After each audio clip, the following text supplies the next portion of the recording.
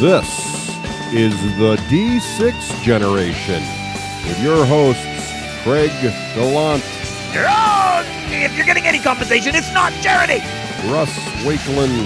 You put me on a boat with frickin' dragons attacking me and whatnot? Now we're talking. And Own Staton in the third chair. Gentlemen, litigation is in progress. Make sure it's the first chair.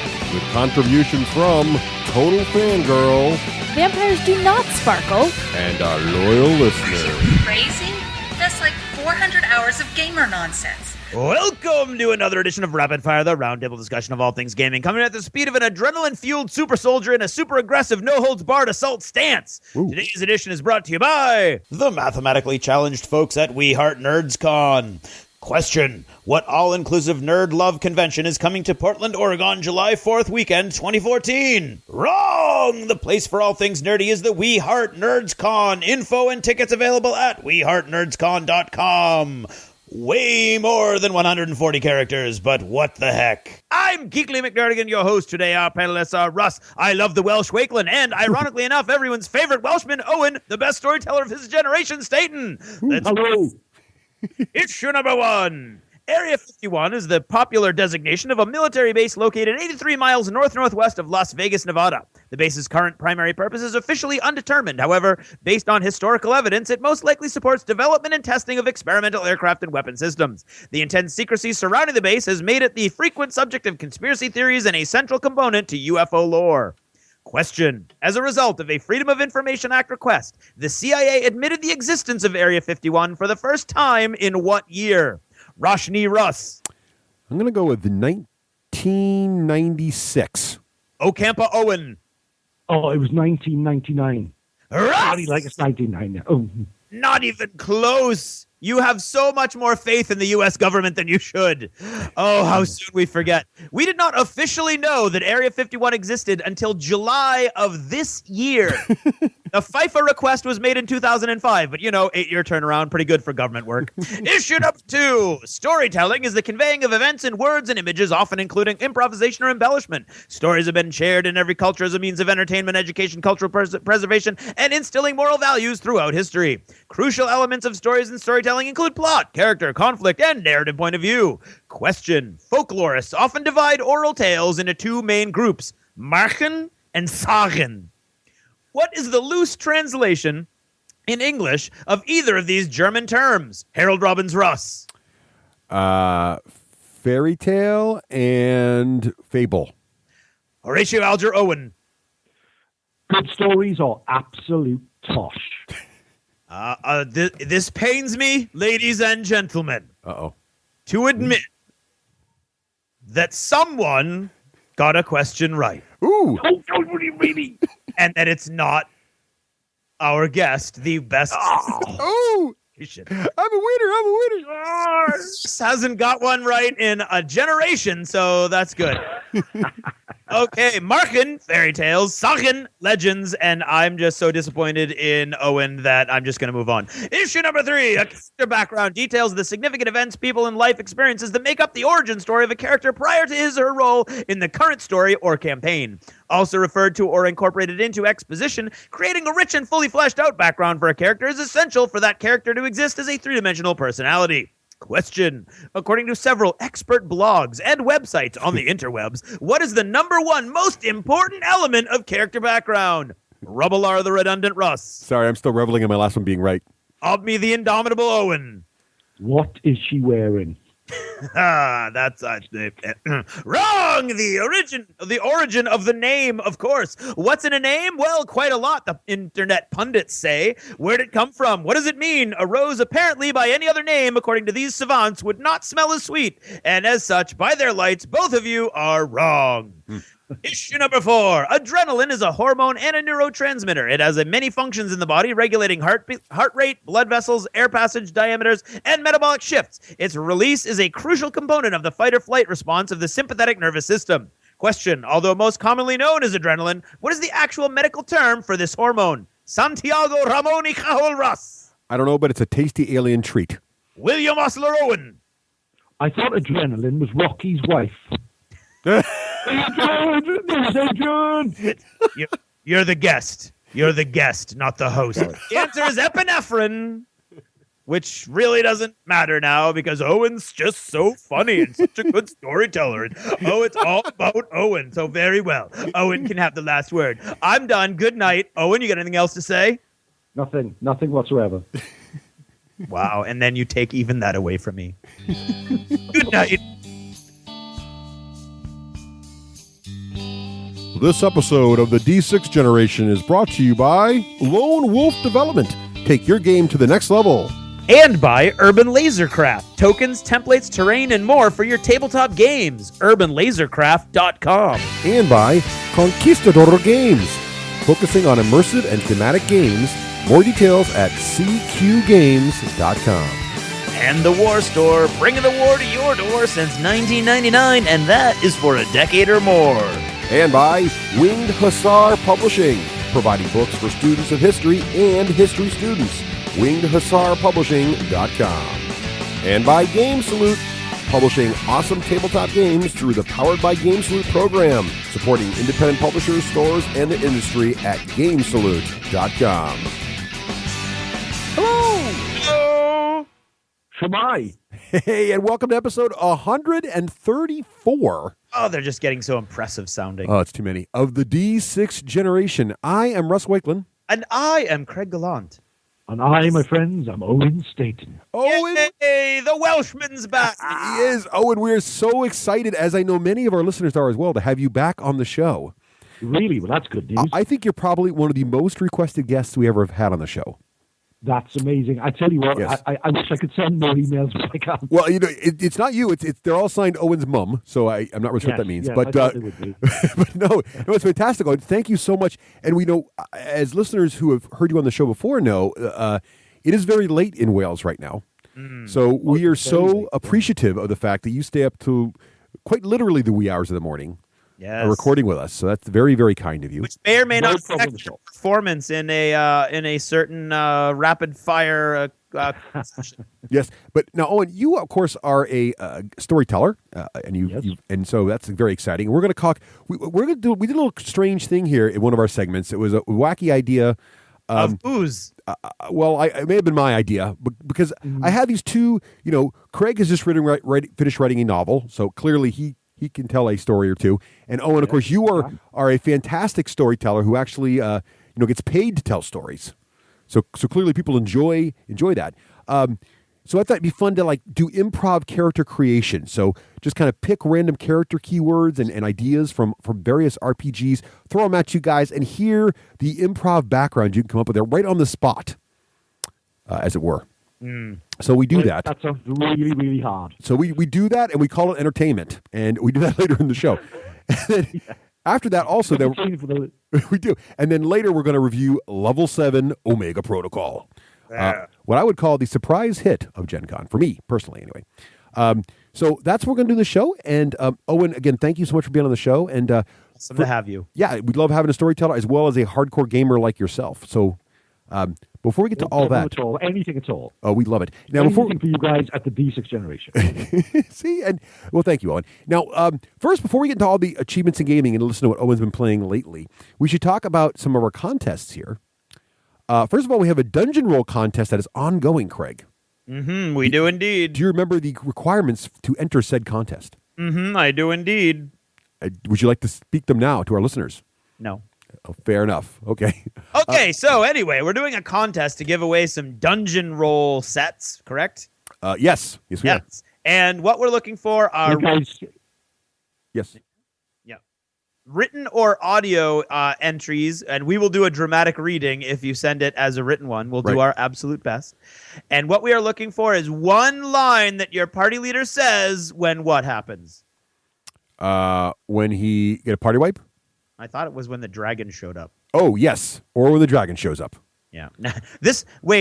I sense that this is going to be another one of those evolving contests. Yeah, see, these things, they move, they're talking to me. A good line. How about this? Keep it, it can be, if it was dragons, that's great. It can be any one-line quip that a party leader might say whilst delving a dungeon. Ooh, there you go. We'll keep it nice and broad. And I'm going to let that stop there. So you can, whatever you'd like to do, we will read them. We like audio entries as well. So that's very exciting. We also currently have our Drop Zone Commander internet contest going on, right? Ooh, very nice. To win the entire starter set of Drop Zone Commander. Yes, with a basic paint job, no less. By Craig Gallant himself. Indeed. Yes, so that's going on. So make sure you check online for that also. Yep. And remember, if you're trying to enter the Dungeon Roll contest, which ends next episode, 135, what you want to do is send your entries to contest@the d6generation.com. And for audio entries, we prefer an MP3 file or a WAV file attached to that. Or you can send us a written one, as Craig said, and we will try to do a dramatic reading. So there you have it. What he said. Now, other things. Oh, announcements. Craig, Extra Life is coming. Extra Life is right around the corner. Now, Owen, are you familiar with Extra Life? Yes, that's the charity event. yes, Owen, indeed. So, done. Yes, so Craig, how does Extra Life work? Well, Extra Life works this way. We are going to game for 24 hours straight. Yes. And you are going to pledge money for us because you're such nice people. Mm-hmm. And you can go to what are the links to get to that, Russ? We'll post our. We haven't got our links up yet, but it is up. We just haven't put ours in there yet, so we will get ours in there. By the time you hear this, it'll be up. And look for our links on our Facebook page or our website or on Twitter. And basically, what you do, you pledge for our 24 hours of gaming, and you can pledge $1 or as much as you'd like, and of course, any help is appreciated. And all the money raised, what we get to do is we select those who are participating in Extra Life, select their favorite local children's hospital, and all the money raised that is pledged to that specific person literally goes straight, 100% of it. There's nothing taken off the top for admin fees or anything. Go right to the children's hospital they've selected. And Craig and I both choose Boston Children's. So all of our money goes there, and we both have some great personal stories about how they've helped our families and friends, children. My personal is my own daughter. And so it's a great charity. It's a great way to help out kids' hospitals, and it's a great way to have fun gaming as well. And there's many local Extra Life events around the country. So if you'd like to organize a local one in your area, just head on over to the extralife.org website and check it out. So definitely keep an eye on our website for that. And let's see what else. Oh, and do you remember visiting us in Dunkin' Donuts? Of course I do. How could I forget? I know. And do you remember what we discussed? What we discussed in Dunkin' Donuts was storytelling and gaming, was it? Something like that? Indeed it was. It was games that tell stories. Yeah, well, the donuts were so nice to us. They were so beautiful. They were so melt in the mouth. But I couldn't even remember what the conversation was about. Fair enough. You did come around to it in the end. And we even discussed the fact that... Craig told me off for drooling at him once. And we also discussed the idea that our... Welsh invented donuts. Yes. Where are the origin of donuts and how do they relate to Wales? That's all in this action-packed Lost Chapter, Book 61. Well, as you know, the red dragon is the emblem of Wales, and donuts are filled with red jam in his honor. And you can't get much more evidence than that. Exactly. So, Craig, if someone wanted to participate and listen to the Lost Chapters, what would they have to do? Well, what I would recommend is that you go to the d6generation.com and you look on the right-hand column, the right-hand margin, and you'll see Charlie the Cherub with a stack of books and a little logo that says The Lost Chapters. You click on that, and that'll lead you right to how the various different ways that you can access the Lost Chapters and an index of all the Lost Chapters available to you. Indeed. So check that out. And remember, if you do the subscription option, you can pay one small monthly fee or annual fee or whatever fee you choose, and you can listen as much as you like, just like Netflix. So if you've fallen way behind, don't pay $2 an episode. Just go ahead and pay for a month or two and listen to the whole back catalog. Why not? You get all the back episodes. Because now all of a sudden, for a 1 monthly fee, you get there's 60 episodes. That's like because they're 40 minutes each. It's like 40 hours of more gamer nonsense. Right. Lord knows there's not enough of that in the regular show. So no, we don't. No. Serious and focused. So what's the time now for, Craig? I don't know. Right now, it's probably time for achievements in gaming. What the? Wow. No, the time now, Craig, is really, really late. Yes, it is. Wow. Well, we're just going to pretend that Craig's board is working. But anyway. Oh. Bloop. So that is wow. My soundboards. Boy, this is really a challenging night for us, Owen, isn't it? It must be the. Do you have what's the Welsh equivalent of like a gremlin or leprechaun? Oh, that would be a boo-boo-gun. A boo-boo-gun. The boo-boo-guns are in the air tonight. They They are. Battle through them. There is no doubt about that. So, yeah. So let's see. I've got So much we can't understand you for the static. exactly right. I fixed it. It's achievements in gaming. It's achievements in gaming, everybody. Nice. Yeah. Oh, I even had the achievement noise working now. Look at that. Perhaps Owen has chased away the little. What are they called again, Owen? The boo-boo gun. The boo-boo gun. Did I get that right? All right, I'm working on my Welsh. Don't get hung up on the boo-boo gun. Boo-boo gun. Okay. Boo-boo gun. Okay. Us always gets hung up on the boo-boo gun. I do. And Achievements in Gaming is brought to us by Dead Zone, the podcast, which is a fan podcast about Mantic's Games' new miniature skirmish game, Dead Zone. Visit deadzonegame.podbean.com or subscribe via iTunes. All right, so Owen, let's start with you. What have you been playing lately, sir? Well, it's good that you asked, Russell. The fact is, it's been a bit of a desert of gaming for me for the last few weeks. Oh, dear. A desert with no end, a desert with no oasis, a desert with no water. But although I have not played much, I have actually bought a load of games, which is kind of nice. Last week, I went to Colours, which is a huge gaming show in Reading, not far outside London. And gamers from all over the south of the UK sort of gather there, and there's stalls, etc. It's like a miniature GenCon, a really miniature GenCon, a 15mm GenCon. And I picked up a few games there. I picked up the 13th Age, which I bought that ready, and that looks lovely, really nice rule book. Can't wait to get looking at that. I picked up a lovely little miniature game called Relics. I don't know if you heard of that one. I have. I have too. Yeah. Now, have you played it yet or just picked it up? Just got it. I've just got the rule book. Looks fantastic. It's a tiny little sort of A3 size. Looks like an old library book that you find on a shelf. Nice. And I picked up the Vatir. Is it the fairies starter set? The little evil fairies. Okay. So I've got them. I picked up a game called War. I can't say I bought. I did more than pick it up. I didn't steal it. I bought it. I bought a book called War and Conquest, which is a sort of historical war game. I'm starting a Norman army for that. Everyone in it is going to be called Norman. Very nice. And it's an old gag, but it's a good year. It's still good. It holds up.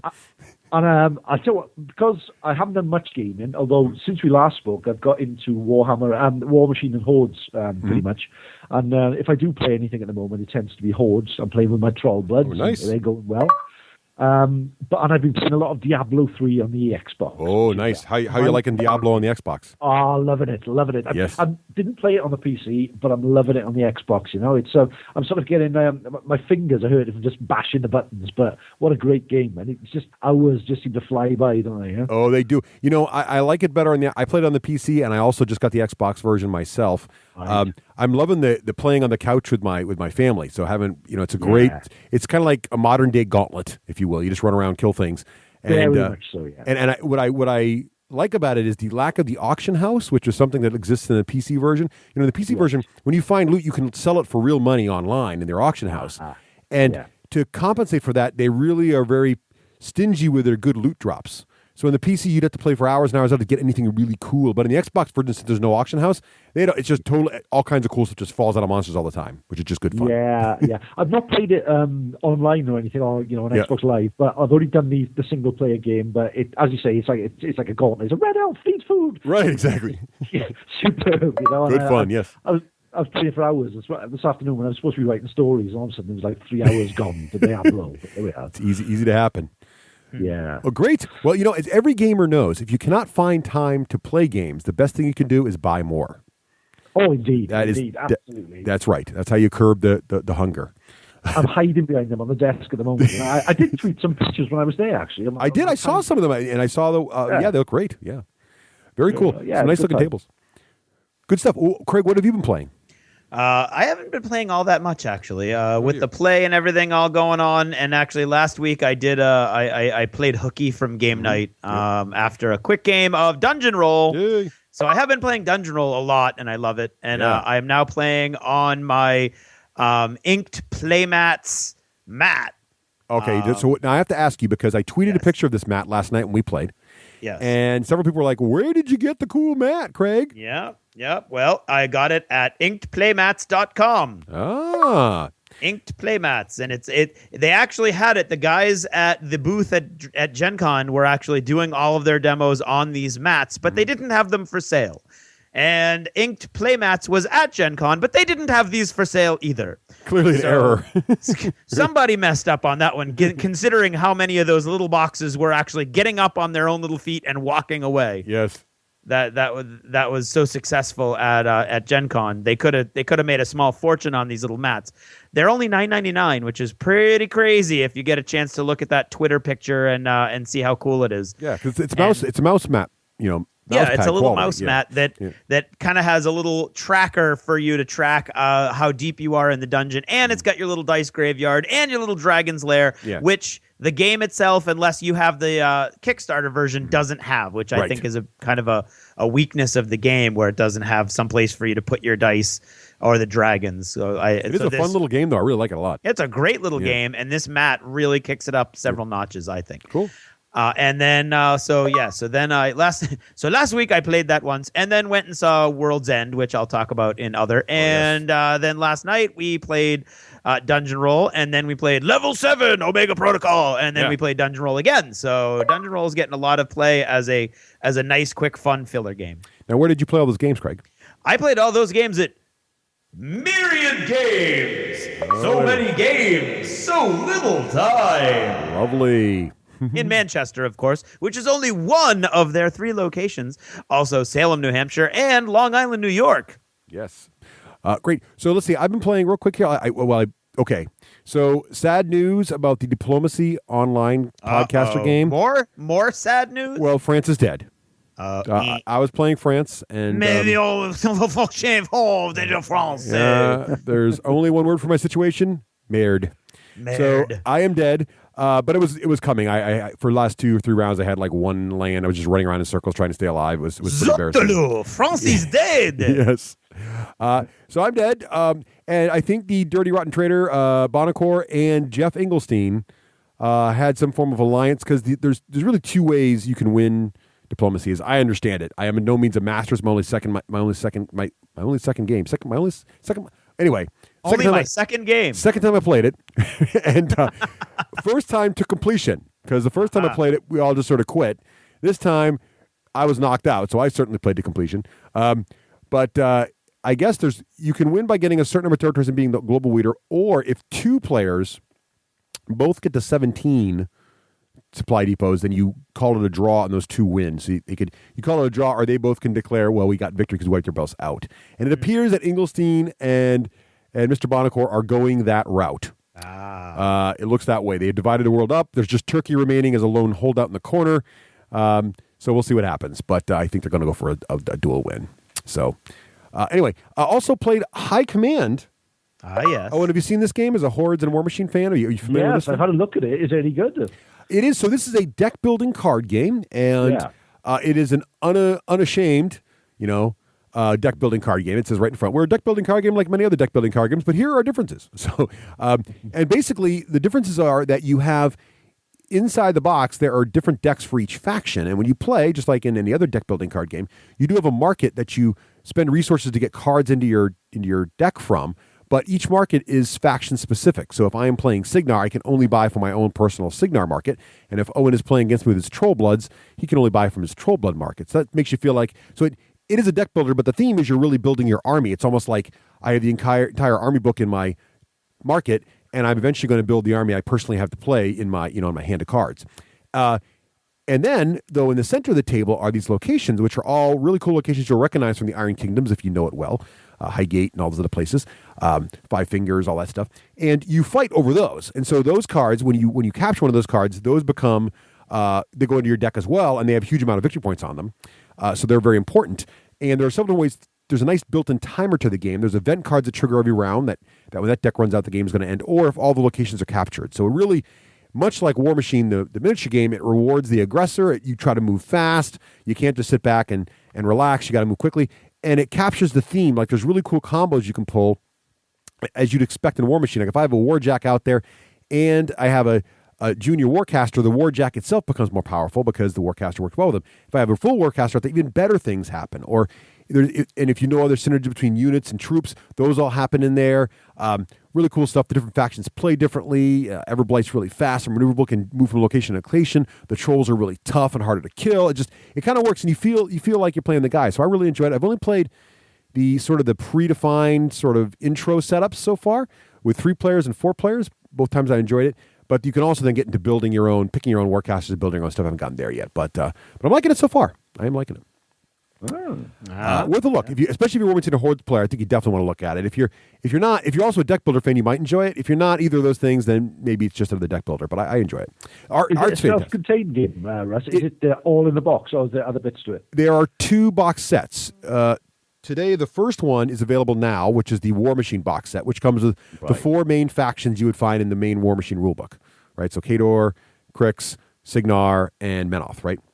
Yeah. There's also now coming out next month the Hordes box, which has the 4 Hordes factions that are in the Primal rulebook.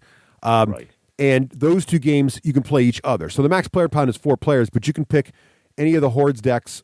4 players can pick any of those decks from either of the boxes that play the game. The rules are identical. It's just the decks are different.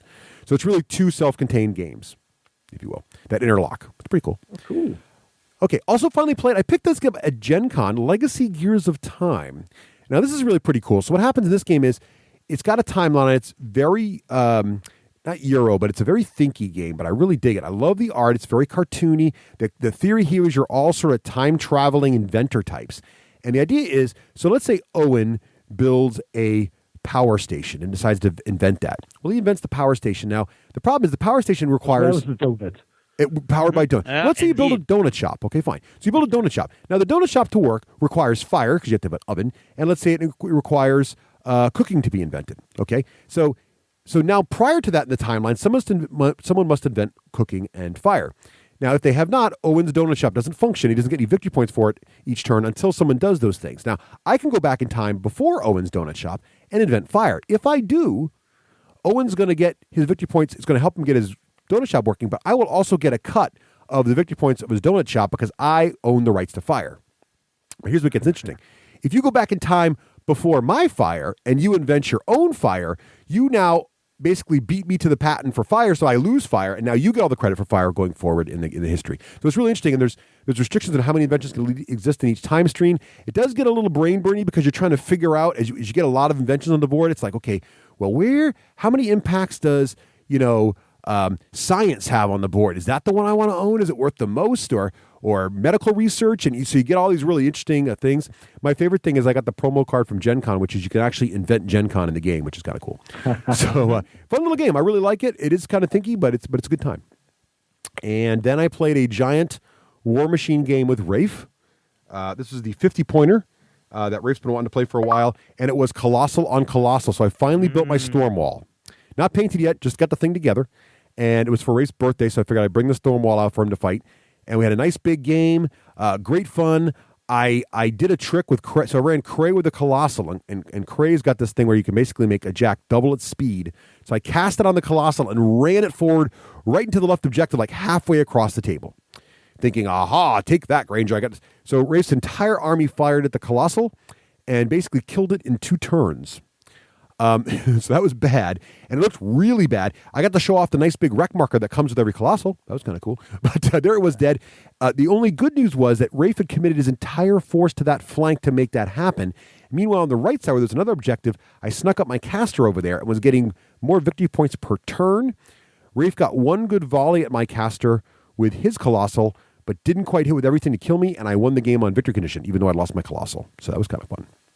That was a fun battle. And then, and then the other thing, Craig, I started a new Descent campaign. Yes, I noticed that as I walked in on it yesterday. So, are you a fan of Descent? Have you played it before? I am. I'm a fan of the first set. I had the first, but I haven't seen the new second edition. But it looks really nice. So as you may know, so the second edition has been out for some time now, and I finally I finished. Well, I guess it was early summer now, middle of summer. I guess we finished our Descent campaign from last time. So we've played through one entire, second edition Descent game with all the core stuff from the game, plus the very first expansion, which just added a few secret rooms. Now, I might not have done very well as Overlord in this game. I did not win a single event or battle at all. So I did very poorly. Now, I am not claiming the game is broken. I am claiming that I'm taking full ownership of that lack of success. So I got back on the horse that bit me, and now we are playing through. Now, a brand new campaign just came out. I believe it released shortly before GenCon, which is the Labyrinth of Ruin. And what's neat about this is it makes an entirely new campaign with all new quests, all new lieutenants, and well, not all new, but some new lieutenants, and a whole new deck of Overlord starting cards. And some new heroes, and we've been playing that. We played our first game last night, and even though it's the very first mission, which is probably meant to be a little easier, and there was a relic on the line, and I still lost. It did feel like I had more. I like my cards better. Like the Overlord cards now, when you play them on the heroes, they're a little bit nastier, but they also have a thing where it says, by the way, like you can have a character slip on a grease trap, and he slips, but then it says at the bottom, if this character happens to be a wizard, it does even worse things to him. So there's like cards that are encouraged to play against certain classes, and if you do that, you get bonus effects against them now. So you're kind of encouraged to try to use certain things against certain people. It's pretty nice. Also, now they've added a lot of these cards where if the characters pass their test, instead of nothing happening, the Overlord usually gets another card. So it mitigates the fact that characters sometimes pass these things. So liking it so far. We'll see. It's very early days, but I'll keep you guys up to date on how that goes. Mm-hmm. How many players you playing with, Russ? Full boat. So 4 heroes plus the Overlord. I played that with last time too, and I think it was a little. Our experience has been it was a little easier for the players. I think a lot of people who have trouble with the heroes and think the Overlord's overpowered are probably playing with lower player counts. Because you played a long campaign. We did. We played the full. And a couple of years ago, I played the original Descent. I played the full campaign as well, and we had a disappointing end. Both even first edition and second edition Descent both had disappointing endings. Right. So I haven't seen it. I'm hoping for this campaign to have a more climactic battle, but we'll see what happens.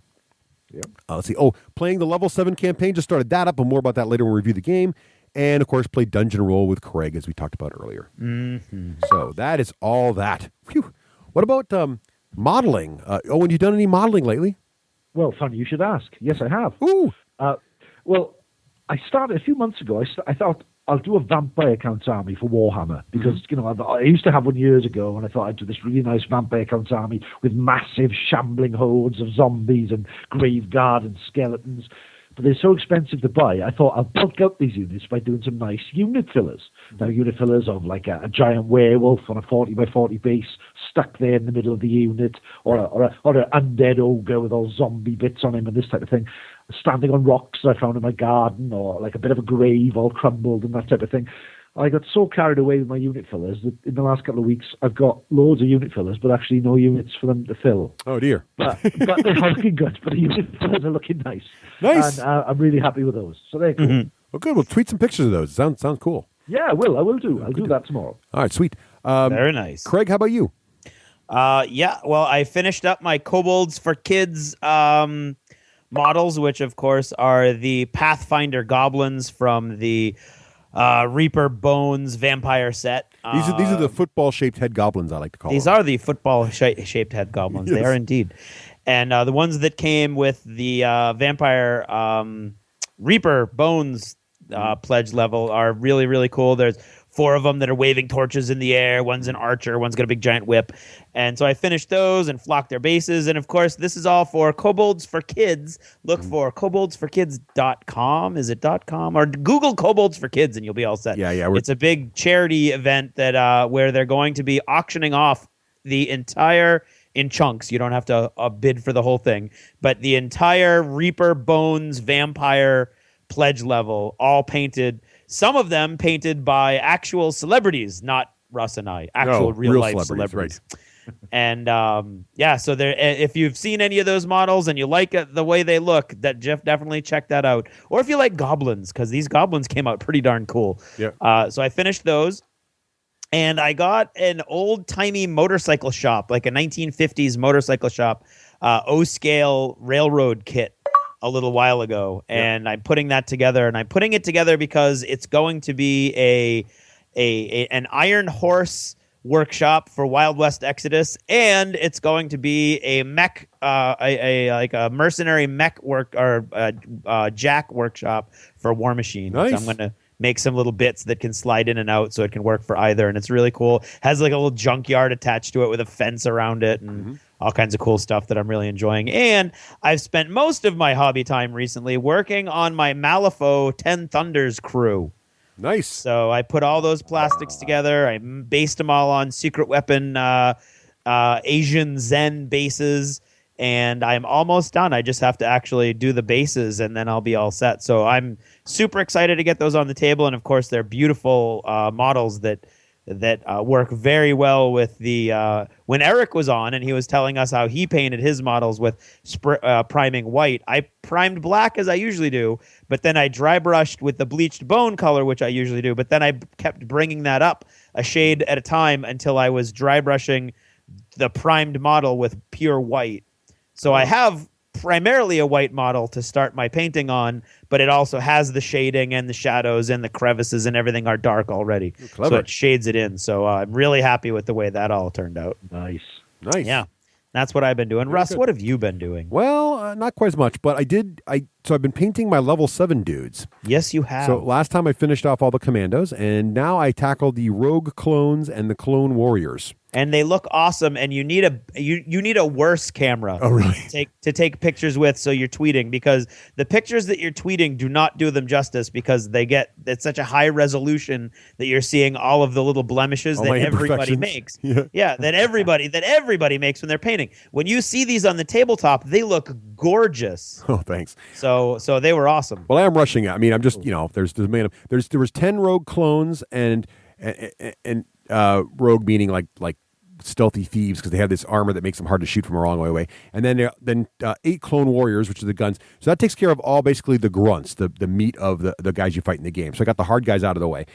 Next up, I'm going to tackle the fear guys, which are the biggest guys in the game, because they're needed in the next scenario. So my goal is to what's nice about our campaign we're playing is this every other week. So I have basically 2 weeks to finish the next little group of models that are added. Now that the campaign, I got all the base guys done, the campaign is just going to add 1 or 2 more guys to each week, so I should be able to keep up, so we always play with painted dudes. So that'll be fun. Nice.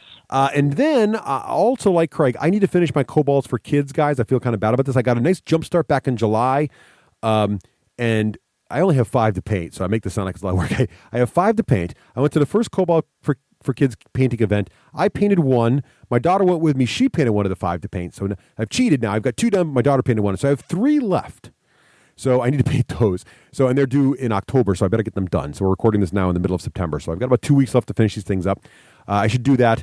They're nice models. I like them. They are, I noticed, someone asked me before, if you prime them, do they get sticky?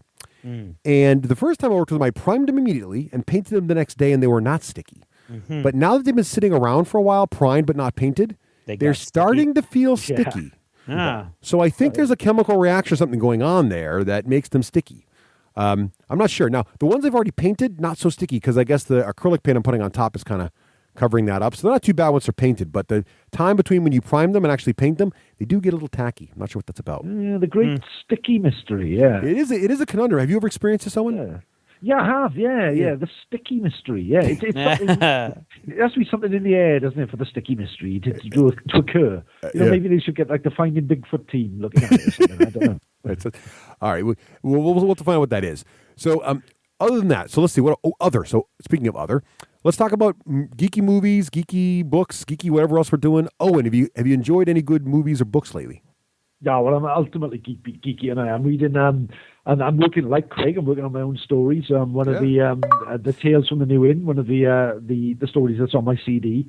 I'm actually creating a little novella about it, and that seems to be going okay. So very nice. Yeah, which I'm happy with. It's a bit of a slog, but it's going there. It's getting there. Now, are you going to make this an audio thing that you record personally since you're a storyteller, or is it going to be a book only? No, this is different for me because, as you might know, what's unusual is I'm profoundly dyslexic. So reading and writing has always been quite difficult for me, but hence why I've always sort of done things verbally in the storytelling sort of way or through acting, performing, this type of thing. So for me to actually sit down and write a novel is a big departure.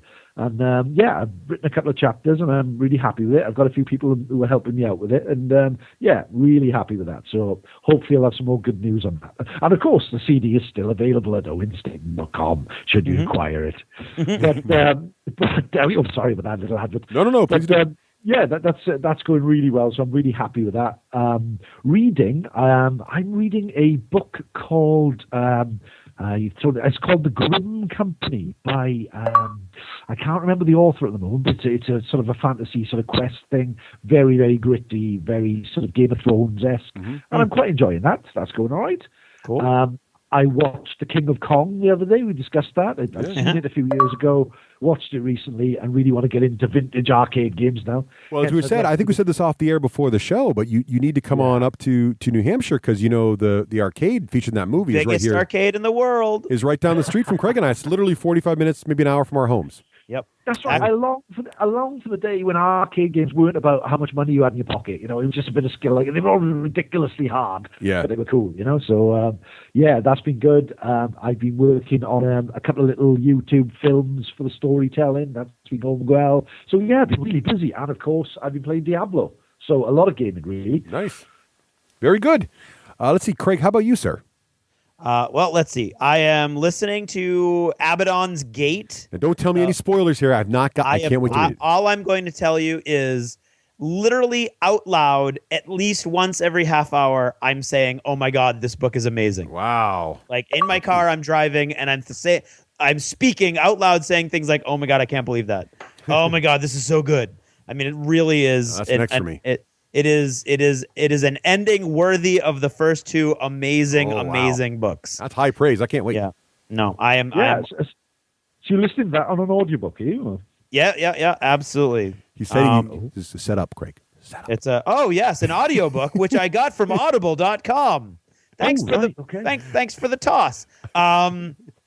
And of course, you can go and get a free membership to Audible for 30 days by going on the D6 Generation website and clicking on the Audible icon, which we will see on the right hand margin, and that will get you one free credit, which is almost any book in the entire catalog of Audible, right? And membership for 30 days, and of course, membership for 30 days in and of itself is worth a fortune if you save up a little money and then you take advantage of whatever sales they have on the 30 days that you're a member. I just got the Hugo award-winning book Red Shirts for $2.95. Yeah, it's craziness. Seriously, it is crazy.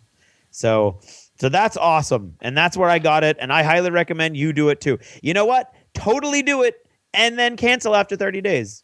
Or don't, because you won't, because you're going to love it. Yeah. Well, that's what I was going to say. Right. You're not going to, because you're going to be like, "Oh my God, this is well worth this." Once it starts on a monthly basis, and you're getting charged $14, and you realize, wow, that's not actually even enough to get me everything that I want. I want to spend more. Then you'll realize that you've made a good call. But even if you do and you quit, it's good. That's a really good deal because I'm spending like that for one audiobook, from other places. Just exactly. To buy them on. Exactly. Yeah, it's a really good right now. You should. There you go. So, bye. All right. Bye. Well, the shortest third chair in history. Okay. First chair, right? Chair. Well, we'll see. When you're first chair, you can do whatever you want, Craig. When we hear from your litigators, we'll see. Yeah, that's right. Okay, be quiet, Chen. We can't comment on that. So I went and I finally got a chance to see Simon Pegg's World's End. Oh, I did too. I just saw it this last weekend. What'd you think? And I thought it was okay. I did not like it as much as, obviously, Shaun of the Dead, which is a classic. I also didn't like it as much as Hot Fuzz. Now, let me ask you this. Yes. Did you see the previews before you saw the movie? Only, I knew what was basically going on. Here's the thing. Yeah. For some magical reason, I hadn't seen a single preview. Really? All I knew was that Simon Pegg had a new film out called We're at World's End. Yeah. That's all I knew. So Nicole's like, let's go see a movie. I said, sounds great. I love his stuff. Let's go watch it. So I'm here thinking I had no idea there was a sci-fi / fantasy component to the movie at all. So if you get to the movie, if you somehow can get to the movie without that bit of knowledge that I've already spoiled for our listeners. I was going to say, and it's too late for that now. It is crazy because you're sitting there thinking, oh, it's because the first part of the movie is so serious, sort of standard like coupling sitcom kind of situation, right? You're thinking, oh, it's just a sitcom, like The Office kind of thing, but it's done with the old mates from high school getting back together. And all of a sudden, this just happens, and you're like, oh, it's going to be a dream. He's going, this is real. Oh my God! And it's like I don't know. I got right into it and I was on board the entire way, the whole way. There you go. With you, is it still known as part 3 of the Cornetto trilogy? Oh, I don't know. You didn't know that, did you? I did not know that either. Carefully, if you watch Shaun of the Dead and you also watch Hot Fuzz, very close to my heart, Hot Fuzz. Yeah. Being a village policeman as I am, and then you watch World's End, there is a scene in each of those where they eat cornettos. I didn't know that. I did notice that the same pub is featured in all three films. But, I don't know if you got cornettos over with you. It's like an ice cream sort of biscuit thing. Yeah. And in each of the films, and it's openly known as the Cornetto trilogy. So Good. It was fun. I thought it was fun, but you're right, Craig. It wasn't like deep cinema, but I liked it. No, I mean neither were the first two either. I just didn't think it was as clever, and I really was dissatisfied with the ending, which I won't spoil. But I was just when the ending came, I just didn't quite understand what it was doing or where it was going. So okay. That was me. I'm loving. I rediscovered this on TV. I'm loving Mordheim the movie. I mean, Gangs of New York. That's just a cool. That's my watching while painting movie lately. And as far as my writing goes, I haven't talked about that in a while. I finished book 1 at the beginning of August. That's an achievement. And it went to the publisher, went to the editor, then it went to the printer. It is currently at the printer. And as of right now, this is freaky. It's like living in a dream, surreal level mind mess up. My book is on Amazon. So you can go to Amazon.com and you can pre-order it. Or if you're interested in seeing that I get a little bit more money, you could always go to the Winged Hussar website and order it there for like $1 more. And the ebook, which is great because that's like pretty much not really pure profit for me. Somebody else is making all this money if you know anything about the publishing industry. But the ebooks are great, especially if you want an ebook. And those, I actually got my copy of the ebook today. I haven't even had a chance to download it yet, but those will be up for pre-order. By the time you hear this, it'll probably be up. So that's all awesome stuff. And just crazy roller coaster, unbelievable stuff, considering that in April, I didn't even know this was going to be an opportunity. And now I'm just finishing up the third book in the trilogy. Of course, I didn't write the second book in an odd twist. Hopefully that other guy's writing the second one, or it's going to be really a weird series. It's going to be a very confusing. It's going to.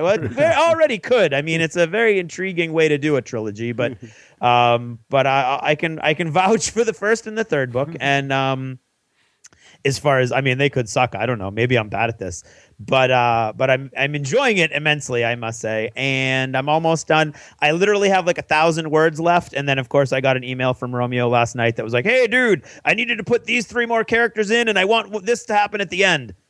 Like, I already did all that.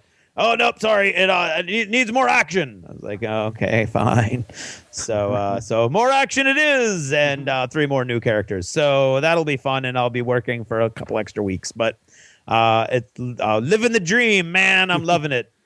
Yeah, I tell you what, congratulations as well. That's a real achievement. Thank you. Well Thank done you. Well done. Yeah, well done, Craig. Thank you. I really am. I can't wait to read it. I'm going to really looking forward to that one. Thank you, sir. So That's Owen, have you written any reviews on Amazon for Craig's book yet? I'm going to slam it. I'm going to absolutely. I think we should go and just cause some hullabaloo. Nice. We should cause some hullabaloo on Amazon. Yeah, cause some kind of internet. Just to get one star. Who gave this guy a book deal? Right. All publicity is good publicity, Craig. We're just going to start an internet meme storm on your thing. There we go. A meme storm. A meme even storm. Better. That's right. It's a new thing. So okay. We're going along, so I'm going to wrap this up. So first of all, speaking of Audible, based on Ross Watson's recommendation, I read Necromancer. Necromancer is a whole different thing. Neuromancer, the classic from 1982, which was the book that apparently started the cyberpunk sort of genre. And I don't know, I didn't love it. Yeah. Maybe I'm not a cyberpunk guy. It was sort of very talk about nihilistic, very dark, and just I don't want to say confusing, but it had a lot of symbolism I felt in it. I was trying to do a lot of that kind of stuff. And sometimes if you're not maybe I just wasn't in the mood for it or whatever, it wasn't my cup of tea really. I'm glad I read it. It was like reading a classic, but not a classic. I was like, oh, this is great. It was more like I felt like by the end I was reading it out of commitment and less out of enjoyment, which is unfortunate. But I know a lot of people like it. It wasn't my cup of tea. Have you read it before, Craig? I read it like in college, so a long time ago. I remember that I liked Snow Crash a lot more than I liked Snow Crash is a lot more fun. Yeah, Snow Crash is a fun book. Neuromancer is not a fun book at all. Yeah. But talking about fun books, I just finished Red Shirts. So I totally discovered Red Shirts by accident. I happened to go to Audible, and sometimes they have a daily special kind of thing, and it happened to be there. It's gone now, unfortunately. It was Red Shirts for $2.95, $2.95. I'm like, well, that's just silly. I was about to spend my credit for another book. I'm like, I'll get that too. And I did a little Googling on it, and I found out, it was just got a Hugo Award. It was written last year, and a lot of people like it. And, of course, the title, like Red Shirts, got to be about Star Trek. So comedy writer, whatever. Man, was it funny. First of all, it's funny. Second of all, it's very meta. Meaning metaphysical. So it explores areas that other authors have done before. It's certainly not the first time. In fact, the book's so meta, it talks about other books that have done what the book's doing. That makes sense. But I love that kind of stuff. Like I really enjoyed the Dark Tower series, which in that book, slight spoiler, if you haven't read it before, the main character meets the author Stephen King. Like that stuff happens in that book. There's other books like that too, where the characters sort of alternate realities exist in or because of fiction existing. And this book really explores that in a very comedy way. It's sort of like there is Star Trek referred to it directly in it, but it's more of a it's very much like a Douglas Adams book meets a Star Trek book in that there's this sort of funny, silly, but somehow it all sort of makes metaphysical sense at the same time kind of thing. A lot of really good humor. And Will Wheaton reads the book. And he does a really, really good job with the narration, especially with the voices. And there's one particular scene where a drunk and sober character are conversing, and the way he handles the drunk character is, I'm laugh out loud, like I'm literally driving into work in the commute, laughing so hard, but tears are coming into my eyes. So I can't recommend this book highly enough. If you are a Star Trek fan, you will really enjoy it. But even if you're not a Star Trek fan and you like those kind of crazy metaphysical books, I enjoyed it. Now, one word of warning, a lot of people I've talked to about this don't like the ending. I like the ending. I'm not going to spoil it all. I did enjoy the ending. I read there's like these little synopses or postscripts at the end. I liked all those too. But some people really don't like it. A lot of people said, I love the first half of it, then I didn't like the second half. The second half is when it gets very meta. And you either like that or you don't. But I thought it was kind of cool. So, Red Shirts, I recommend it. Also, I'll give that a go. Yeah, I would. And finally, I'm working with my daughter still in their first Lego League. So we're working now on our robot, and so I'll keep you guys up to date more in the future. Right now, we're just sorting out parts and getting the challenges figured out. So still early days. So I'll give you more later. All righty. So I think that's achievements. Is that achievements, guys? That's achievements. That, my friends, is achievements. And what an achievement it was.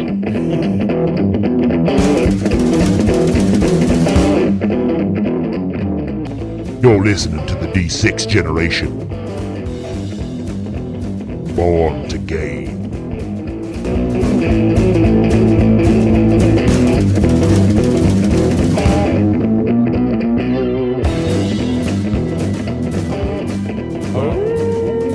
The wolves are howling. Time to talk about our friends at Lone Wolf Development. Realmworks, the beta is on, the early release is out. If you were an early backer of the Kickstarter, you've already got your hands on Realmworks. What have you been doing, Russ? Oh, I've been, playing around with, I've actually been back entering all the fairy tale stuff from the fairy tale RPGs around my kids. It's been fun. It's just so much easier to organize. It's funny because that game is very simple. I haven't had a lot of backstory yet, but I find myself not having Realmworks now, having run my Iron Kingdoms campaign in Realmworks. I'm like, oh man, this fairy thing's so complicated now. I've got just the old school paper with notes everywhere. I'm like, I got to go back enter it all. So I've been doing that. It's fantastic. They're just buttoning up the cloud stuff now. They're expecting to come out. Version 1.0 going to be coming out, this probably end of October. Ooh, there you go. So looking great. So that's looking good. Finally All getting out. Hallows Eve. Exactly perhaps. right. Nice Halloween present. Don't miss out too. A lot more Pathfinder coming out the door. Sword of Valor, big adventure plugging into the Hero Lab system there for Pathfinder. All kinds of great support there. Shadowrun is the big deal. Yes, Shadowrun as well. They're on there. Mutants and Masterminds, the Yeah. D20 system, Call of Cthulhu, many others. Don't forget Army Builder, which I think is the signature piece of software from Lone Wolf Development. Indeed. And don't forget they're branching out with their iPad support for Hero Lab. for the Pathfinder system. Just all kinds of exciting stuff going on. Head on over to wolflair.com. And that's where you'll find out exactly what's happening on the cutting edge of computer intersecting with games, because they do all of the best stuff. Yeah, let's say you just can't wait to find out when Realmworks is going to launch. Don't worry. Follow them at Lone Wolf Devel on Twitter, and you'll get the latest tweets when things come happening. Indeed, on Twitter. Twitter. And now, what's in the news? With the shout-out, LSU Tigers and Florida Gators fans, check out our new handoff football board game at lsushop.net and shopgatorzone.com. Okay, well, speaking of board games, and we do that a lot on this show, the United States Postal Service, still running, even though there's a government shutdown going on, because, they're not part of the federal government, technically, or whatever. Anyway, the United States Postal Service is offering a new flat-rate shipping board game-specific box. So you definitely want to check that out if you are going to ship a lot of board games. Kind of neat to see the Postal Service officially flagging a box as board game specific, kind of showing you the industry is getting a little more popular. Well, let's see, in other news, Pandemic on the iPad. Coming out October 3rd. By the time you hear this, it is already out. So if you're a Pandemic fan, head on over to your iPad and download a copy today.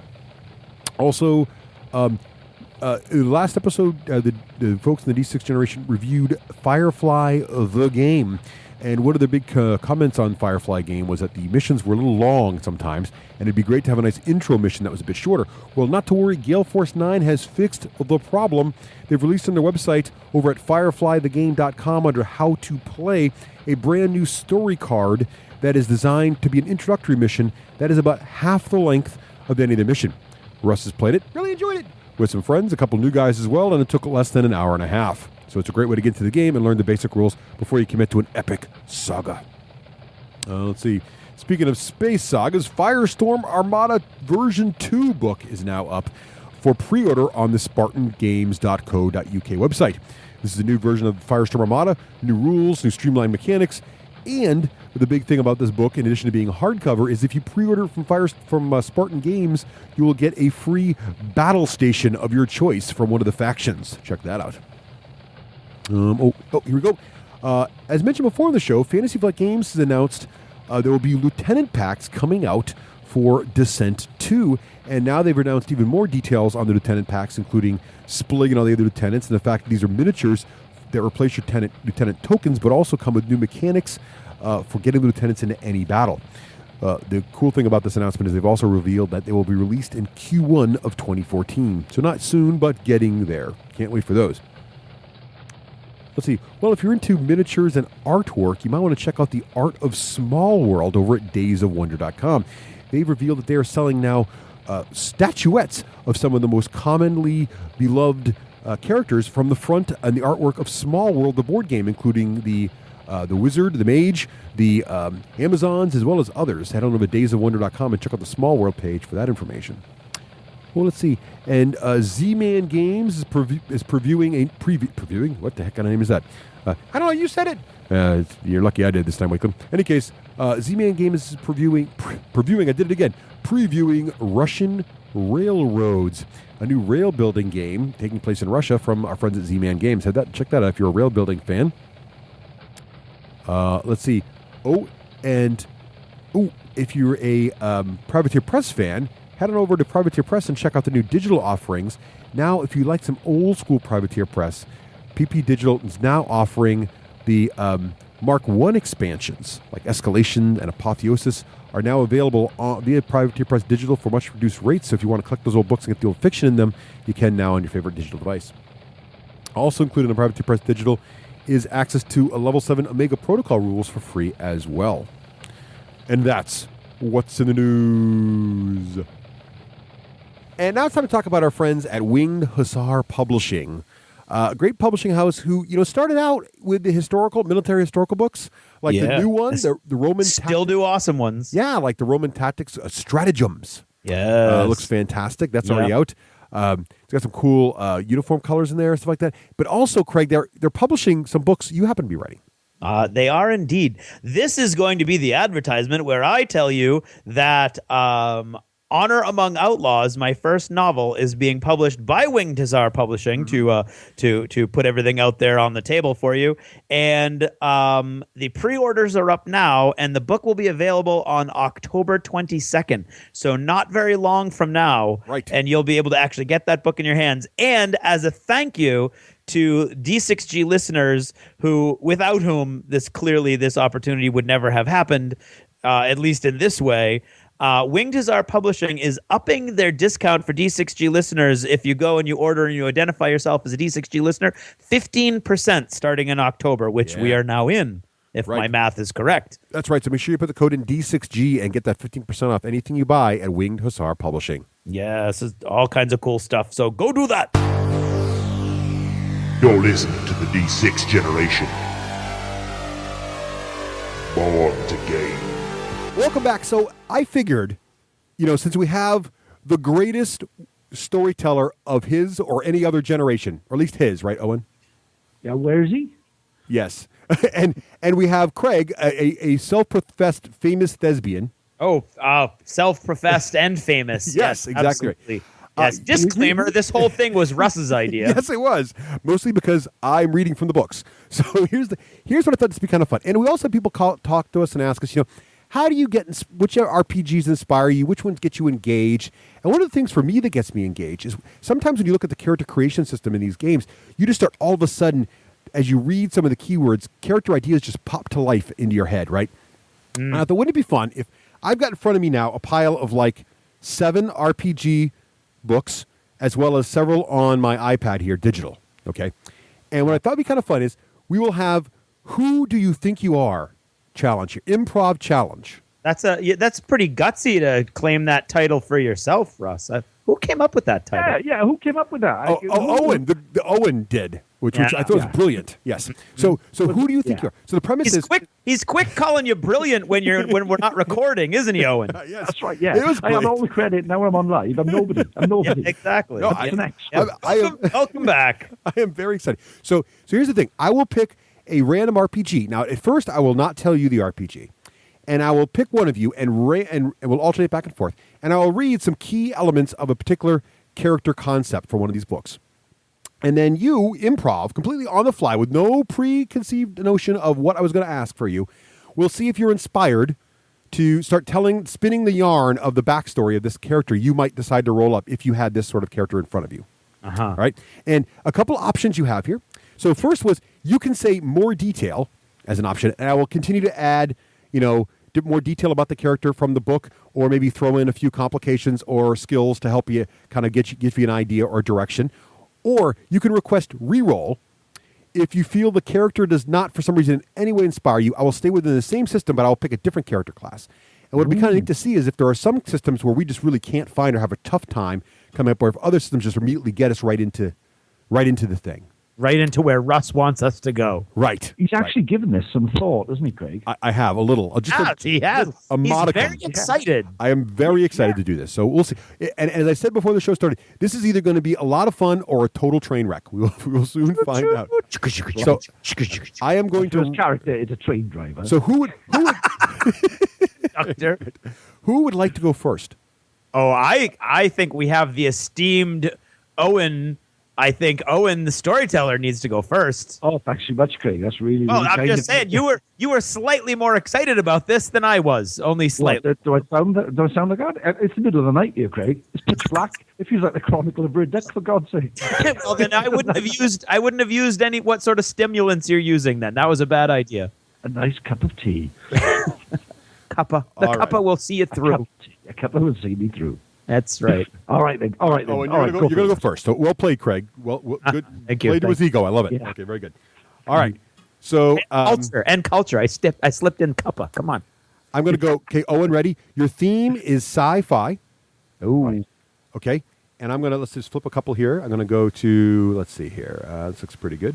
Oh, this makes for riveting radio. It is. Okay, here we go. Let me flip through this book. I'm going to find something really good here. All right. The theme is one more. There's a couple good ones in here I want to going for. See, this is the part. Giving you a chance. Okay, ready? Yeah. The theme is sci-fi. Right. The class is Amazon. Amazon. Okay. Here are some of your keywords / traits. Okay. Nothing escapes the axe. I've studied with the monks of Tharsis. Oh. This is Mars. I can handle this. Okay. The Stunner. Would you like more, or do you have enough to get started? I think I've got enough to get started. All right. Born there, far away, on the planet of Mars, human colony. The year is 2631. She was the Queen of Sheba. She was the most beautiful woman I'd ever seen. No one wore a bikini like this stunning Amazon. Queen of the galaxy. She traveled upon her great flying ship through the air. She could handle anything. There she would be, flying and trading from port to port, fighting against the villains of the galactic empire. Yeah, beautiful. Her name was Barbarella. Barbarella, Queen of the Galaxy. When she finished being Queen of the Galaxy, she did some nice fitness videos. I know she was fit. But there she is. I think I'll re-roll, to be honest. That wasn't bad. Do you want one more in the same universe, Owen? Because I can do that. Yeah, go for it. Go on. All right, here we go. We'll go with a, let's see. Okay, here we go. The character class for this one is a Wunderkind, or so a really smart kid, and his robot. Okay, same setting, sci-fi. Okay, so a few keywords here might help you out. First of all, but I don't wanna. And it's a drilling atomo laser, duh. And why can't I? I want to do it. You know I'm good, don't you? What do you think? Is that enough, Rowan? Yeah, okay, that's cool. All right. Okay. The galactic ship flies through the universe. It has been doing it for thousands of years. Generations upon generations of humans are born, grew up, and died upon this ship. All the plants are grown in it. All the food is generated. It has prison cells. It has everything. And there in the middle of the ship is a school. And upon that school, all the children learn day in, day out as the ship travels through eternity. But looking through the window of that school is a lone boy with his robot dog. long expelled for bringing his dog into class where it made a mess upon the floor more than once. Billy Phillips, for that is his name, looked longingly at his mates. But I want to do it, he says. I want to do it. The teacher stares at him. Be gone, Billy. You have long since been expelled. Go to the brig and feed those murderers and thieves. But no, I'm really good. I'm a computer genius. Whack, whack, whack, whack, whack, said his dog, K8. K8. Oh, Nice. K8. And Billy wandered down the corridor, knowing adventure was only a moment away. There they could do it. They would be a hero one day. But until then, he had another garbage compactor to clean out. And the days just grew longer and longer. Oh, What do you think? fantastic, Owen. So for those that was awesome, Owen. I could just do this all night, Craig. Now I think I'm glad you could. So this one, I don't know how you've got the stamina, Russ. it's amazing. So this is Catalyst Game Labs role-playing game, Cosmic Patrol. And what I really like about this little game, it's a very small booklet-style RPG. What I like about it is all the characters, literally, those are all just keywords I listed off to you on the character sheets, and then you can also, the NPCs all have them as well. So it just lists a bunch of keywords. Don't have any rules associated with them. You just kind of get the feel of the character from those little phrases. I thought it was kind of fun. Yeah, cool. So a fun little RPG. Okay, Craig, are you ready? Are you warmed up? Yeah. All right. With the caveat that I am neither famous nor the world's best anything. Sure, let's go. All right, here we go. Okay, your setting is the Weird West. Okay. See, it's a softball, isn't it? It is. Okay, because you've been writing Wild West Exodus books. Yeah, I'm helping you out. Okay. All right. Now this game really deals more, a little hint, less with character archetypes, more just the skills you can kind of merge together. So I'm going to give you a few. I'm just going to pick a few out of a hat here. Okay. And you tell me if you want to re-roll or whatnot. Okay. Okay. I'm going to go with arcane background magic. Okay. Magical arcane background. Let's see. Rebel yell. Yep. Martial arts. Okay. And card sharp. Card all in one, huh? You go for it. Or you can throw one out or work as much into the backstory as you like. Is that enough, or would you like more detail or reroll? Oh, no, I think I got it. Okay. Okay.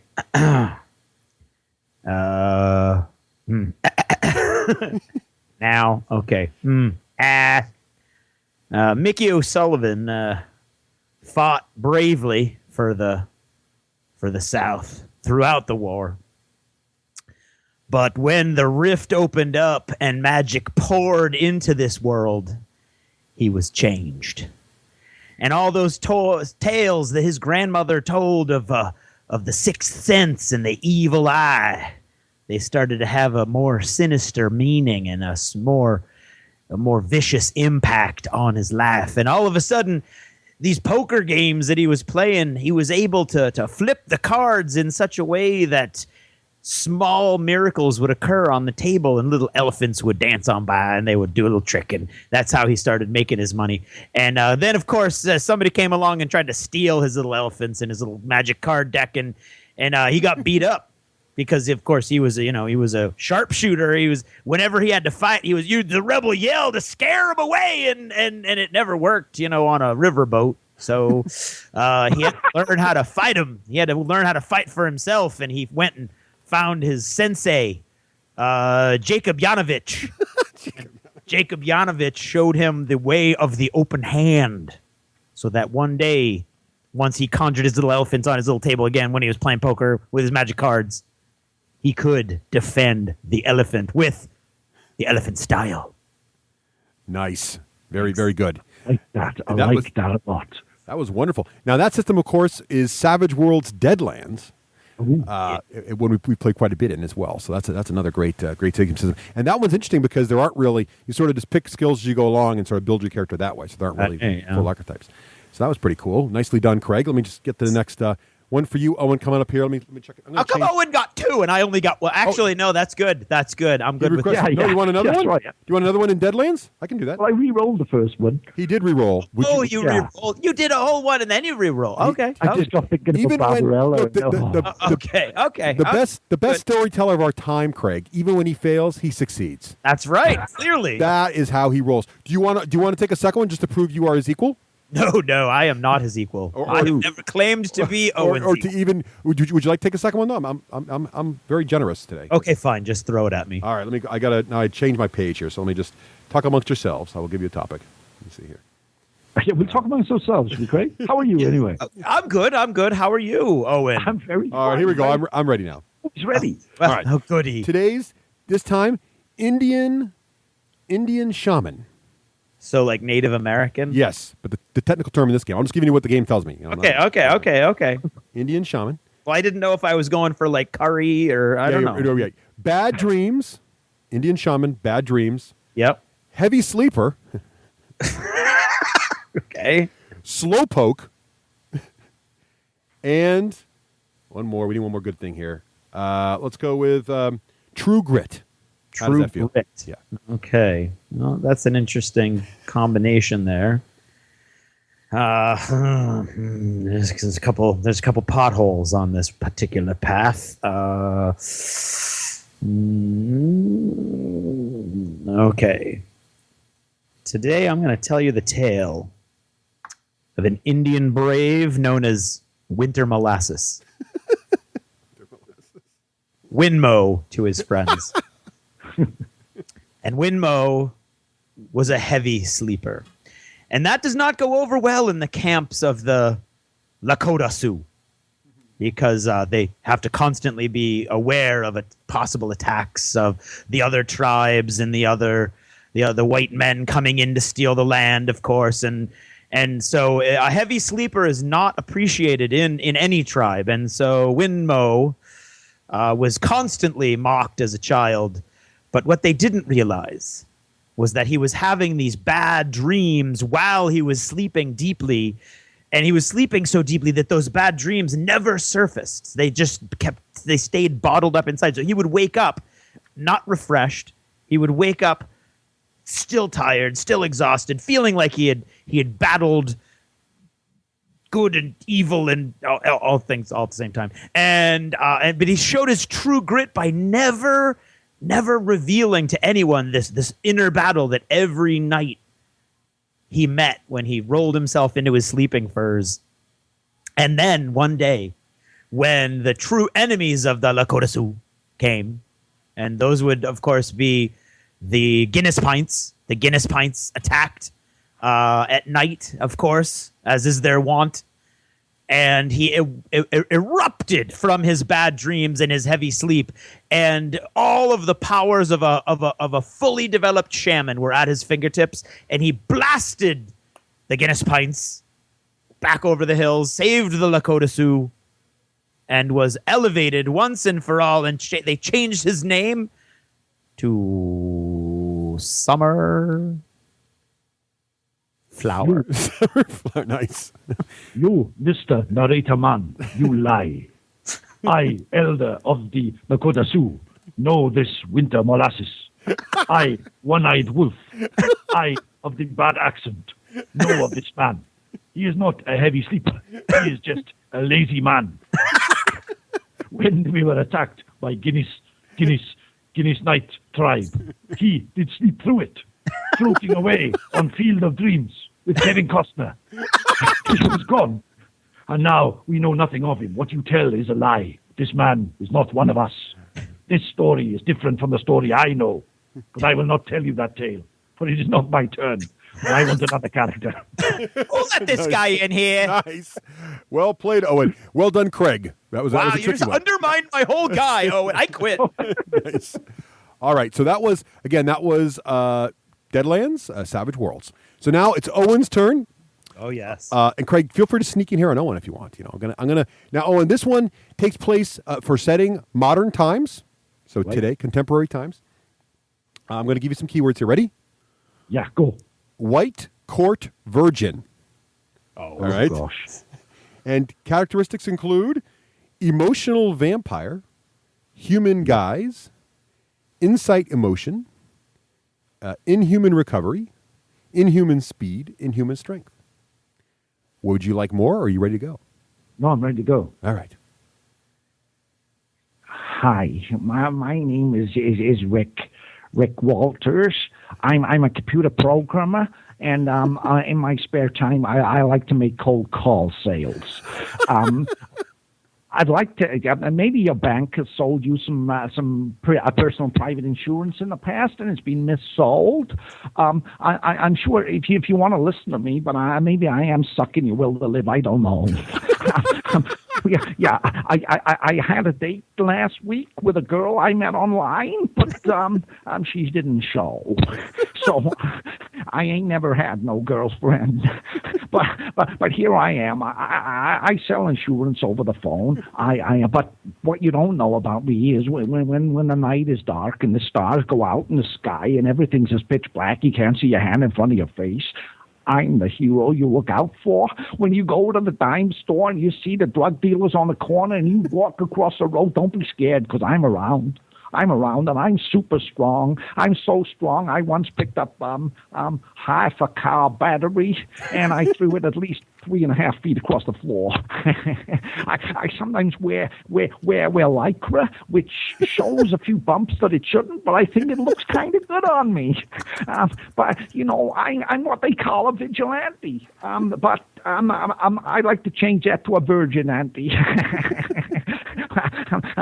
That's me. I'm sorry to take up your time, and I won't ring you again at supper time. Good night. Very nice. All right. So do you want to do two characters in the same verse? So, Craig, do you want to try a character in the same universe here? Sure. All right. So we'll try this. So, have you guessed the universe, Craig? Yes, I have. Okay, fair enough. Maybe you What were is playing along at home. Well, Rowan, I'll give you another one here for Craig to do. Maybe it'll help you guess the universe. Here we go. Okay, cool. Okay.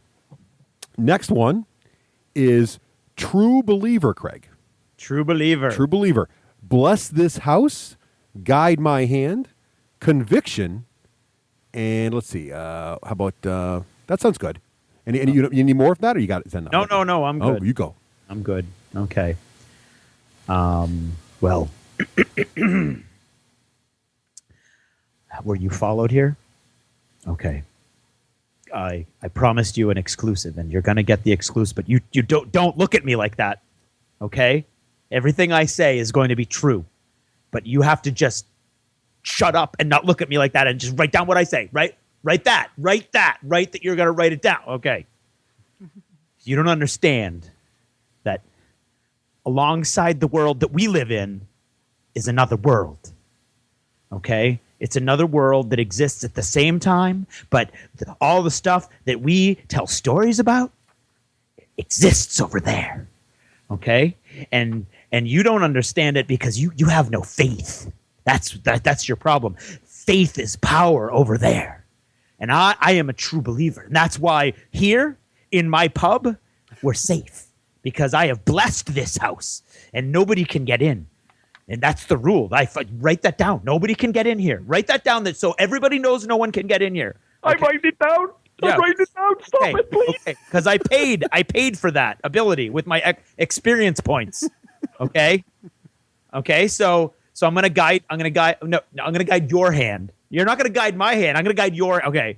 Because here's the deal.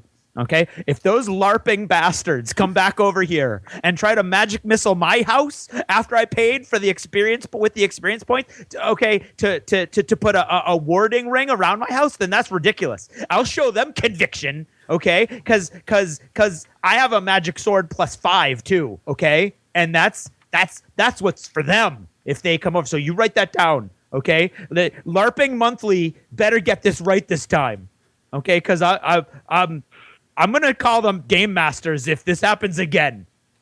Nice. All right. Owen, did you guess the system? No, I don't know. What is it? What you gave me is like almost impossible to guess the system from. That's true, especially the direction you went. So this was the Dresden Files role-playing game. Ah, right. And the True Believer class I gave Craig was, of course, the True Believer was Michael. Right. But Craig wanted to totally actually had that written down. I had Knight of the Cross, yes, but I decided to go in another direction. Yes, and Owen also went in a strange direction because that was a White Court Virgin, of course, is a not fully initiated White Court vampire, but Owen went in a totally different direction. I was going a bit kick-ass. I loved it. I loved it, though. It was great. It was great. So that was Dresden Files RPG. Yeah. Right. All right, I got another one here. Another one. Here we go. I'm gonna look up some class there. Now this one's got a bit of trickiness to it because you can basically do people you will definitely know, which would be trickier. But I'm going to try to go with people who are not as well known here. So let me see if I can find okay. Maybe a little bit of a hint there. A role-playing game where you could play people you know. Yeah, well, kinda. Okay, so here we go. That would be called Impressions. Impressions. All right, ready? Okay, so here we go. Owen, it's your turn, right? Okay, here we go. Sci-fi. Okay, right. Sci-fi. I'm going to give you some words here. Scavenger. Okay. And shady businessman. Oh. And let's see. Triad ranking. Right. And let's see. A couple more points here. How about let's see. Let's go with that. You need more? Or is that good? No, that's cool. That's cool. I can go with that. Yeah. Come in. The door is automatic. You don't have to press anything. Sit down. Not there. Sit down. Look at me. No, I said look at me. Right. You want to buy? It's called an infernal helm. You see the fire coming from it. What do you mean you can't wear it in the summer? Of course you can. You would sweat, obviously. But it is hot. But where we go, there are worlds full of cold. And a flame helm would do you very, very good. Who am I? Me? I'm Big Daddy. You may call me Big Daddy. Yes, I am high up in the triad. Yes. You want to buy this infernal helm? It'll cost you 27 skilachis. Skilachi? I don't know either. But come in. Nice. Yes, you think I'm a shady man? You don't know my friends, my friend. My friends there. You'll be sleeping with the Jawas before you know it. Nice. Infernal helm. Wear it. Just not when it's too hot, because it gets really silly then. Now go. I don't want to see your face in here again. Gods, get rid of it. That door is automatic. Good night. Nice. That was. All right. Well, that was okay. I found a better section here with more larger archetypes. So you want another try, Owen, or should I give this one to Craig? Go on. Give him another go. Okay. Give him a go. All right, Craig. Here you go. Ready? Yes. All right. Because you're not the storyteller of your time like Owen is. I'm going to give you more detail than I gave Owen. So here we go. Okay. So here we go. This is an archetype from this game system. We're going to go with Worn Bounty Hunter. Okay. And some distinctions here are bounty hunter, Okay. veteran of the Unification War, big hint there, and smooth talker. Would you like more, or is that enough? No, I'm good. Oh, wait, I got some more signature assets. How about mag boots and a whisper firearm? How's that sound? Mag boots and a whisper firearm? Yeah, why not? Right? Go for it. Okay. Okay, look, buddy, I know you don't know who I am, but seriously, I'm just here for a beer. Like I've been on the trail. Seriously, I mean, I don't think I've seen the inner planets for like 6 months, and I'm just done. I'm just done. Okay. I mean, last time I was out in this hellhole, I was wearing that crappy purple armor, and that's not going to stop anything. Seriously, that stuff's like composite plastic, right? I mean, that's ridiculous. I mean, that wouldn't stop this whisper firearm. Oh no, put that away. No big deal. Look at this thing. It's not going to hurt you. It's a whisper firearm. I mean, come on. Yeah, just let me finish my beer. I mean, I'm just sick of it, you know? I mean, I've just been chasing these lowlifes back and forth across the system for God knows how long, and it's wearing on me, you know? It's just wearing on me, and I swear to God, if I don't get these boots off, I mean, you have any idea how hard it is to walk when every time you hit the deck, your foot sticks to it because it's magnetic? And I can't turn them off. That's the problem. I mean, they're supposed to be great, and then you only need them in 0G, but I can't turn them off. Seriously. So anyway, what'd you say your name was? Bob? Oh, hey. How you doing, Bob? I'm Jim. Bam! Oh, gotcha. I got another one. Nice. Nice. So that is from the Firefly role-playing game, the new one. This is from the preview book they had at GenCon. You bought the preview book? Yes. Wow. Well, actually, I technically know they gave Nicole a copy because she's doing work on the RPG. But this is, but yeah. So what's interesting about it is in this particular version, you can play any of the actual characters on the Serenity from the show. Mm-hmm. So all those characters are pre-made for you, and then in addition to that, if you don't want to play, so you can actually play Mal, and all the scenarios are written like they're episodes of the show, and you can actually have all the information to replay the entire series from episode to episode. The original did that too. But then, or you can play like archetypes, which are a couple of ones I gave. Yep. All right, so that's Serenity. Firefly, sorry. Firefly, yeah. I got another one here. All right, here we go. Let's see. Let's see if I can find a couple here with this one. All right. How about... Let's see here. For Owen's turn, right? Okay, yeah. Yeah, give him a good one. Give him a good one. We're going into magical fantasy. Oh, right. All right. We're going to go with... Let's see. Now, this one's interesting. So we're gonna have to give you a couple keywords here. All right, here we go. All right, ready? Go. Okay, alchemist. So with connections and military skills, and a cutthroat with anatomical precision and crossbow skills. How does that sound? Really awful. Alchemist Cutthroat. You can reroll. If you want to reroll, you can. Oh, shall I? Reroll. Go for it. Reroll. All right. Let it be known that Owen has used 2 rerolls so far. Craig has used 0 rerolls. Just saying. Wow. Well, is it a competition now, is it? No, not at all. No competition here. Nothing to see here. Move along. All right, ready? Here's one, Owen. I think you might like this one. Okay. All right, go with this. Highwayman Priest. All right?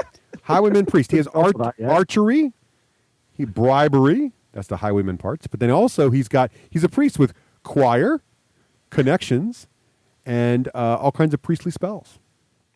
Really? Highwayman Priest. Okay. Well, let me tell you something, right? Let me tell you. My name is Yago, okay?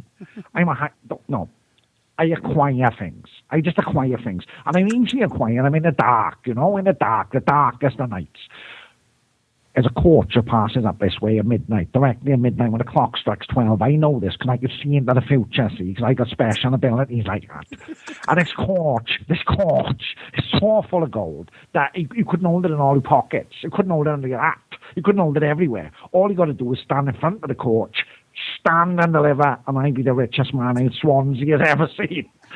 No, not that that's very much, but there we are. Right. Why should I believe you? You believe me, right? Because I don't lie. I don't lie. I'm a priest, for God's sake. Of course, I'm going to tell you the truth. Have I ever let you? No, you haven't. Yes. Come with me. You crawl up. Right, there's a tree up here. I'll climb up here and I'll get a good look at the road.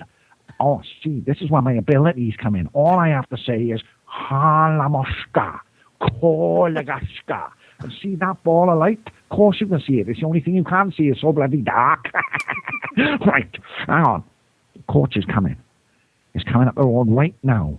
It's my crossbow. I'm leaning on you. There's a guard on top.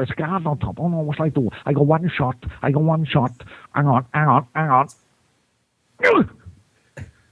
Oh, I missed. I'm off. All right, ta. Nice. All right. Nothing. Excellent, Owen. That was good. He's gone. He's off on his priestly duties. Excellent. Very good. All right, Craig. So I'll give you one in the same system. Ready? Okay. All right. Here we go. I'm going to find a. Let's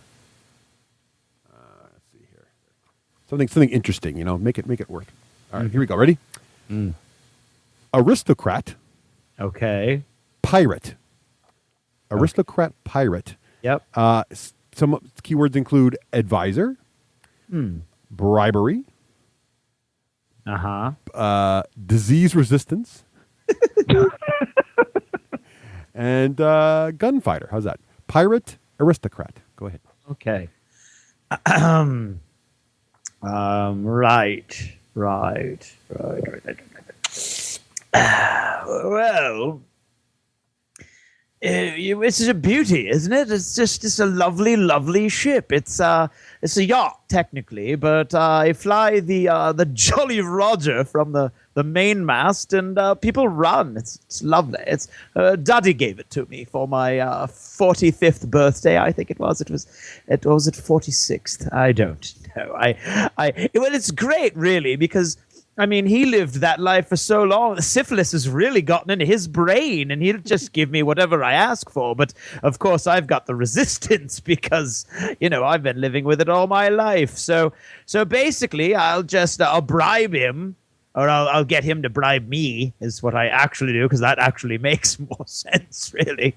And he doesn't remember what he did anyway, so I can just claim whatever, and, he'll just go ahead and give me whatever I want, like the Green Head, which is the name of my yacht, the Green Head.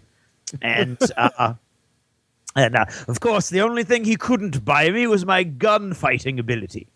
And so I hired a playwright for that. And he spread stories throughout the land, and now everybody thinks I'm an excellent gunfighter as well, which is interesting, because as soon as I whip a gun out, everybody just runs away. So I don't have to actually show anything, which is good, because couldn't hit the broadside of a barn.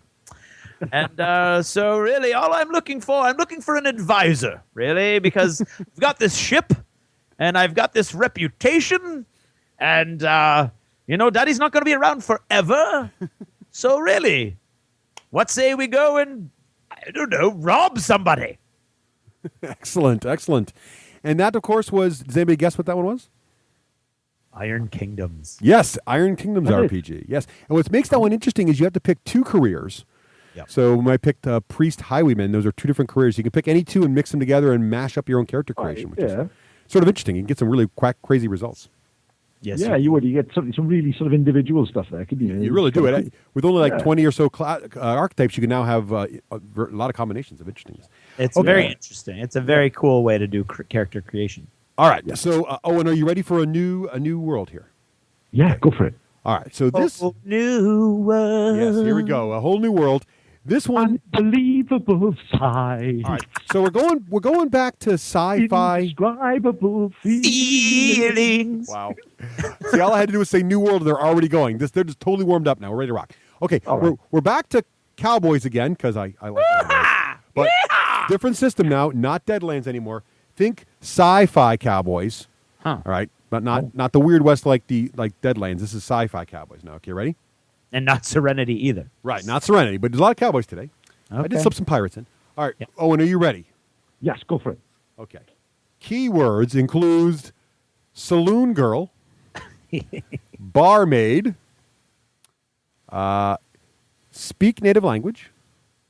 Let's see. Not a woman of leisure.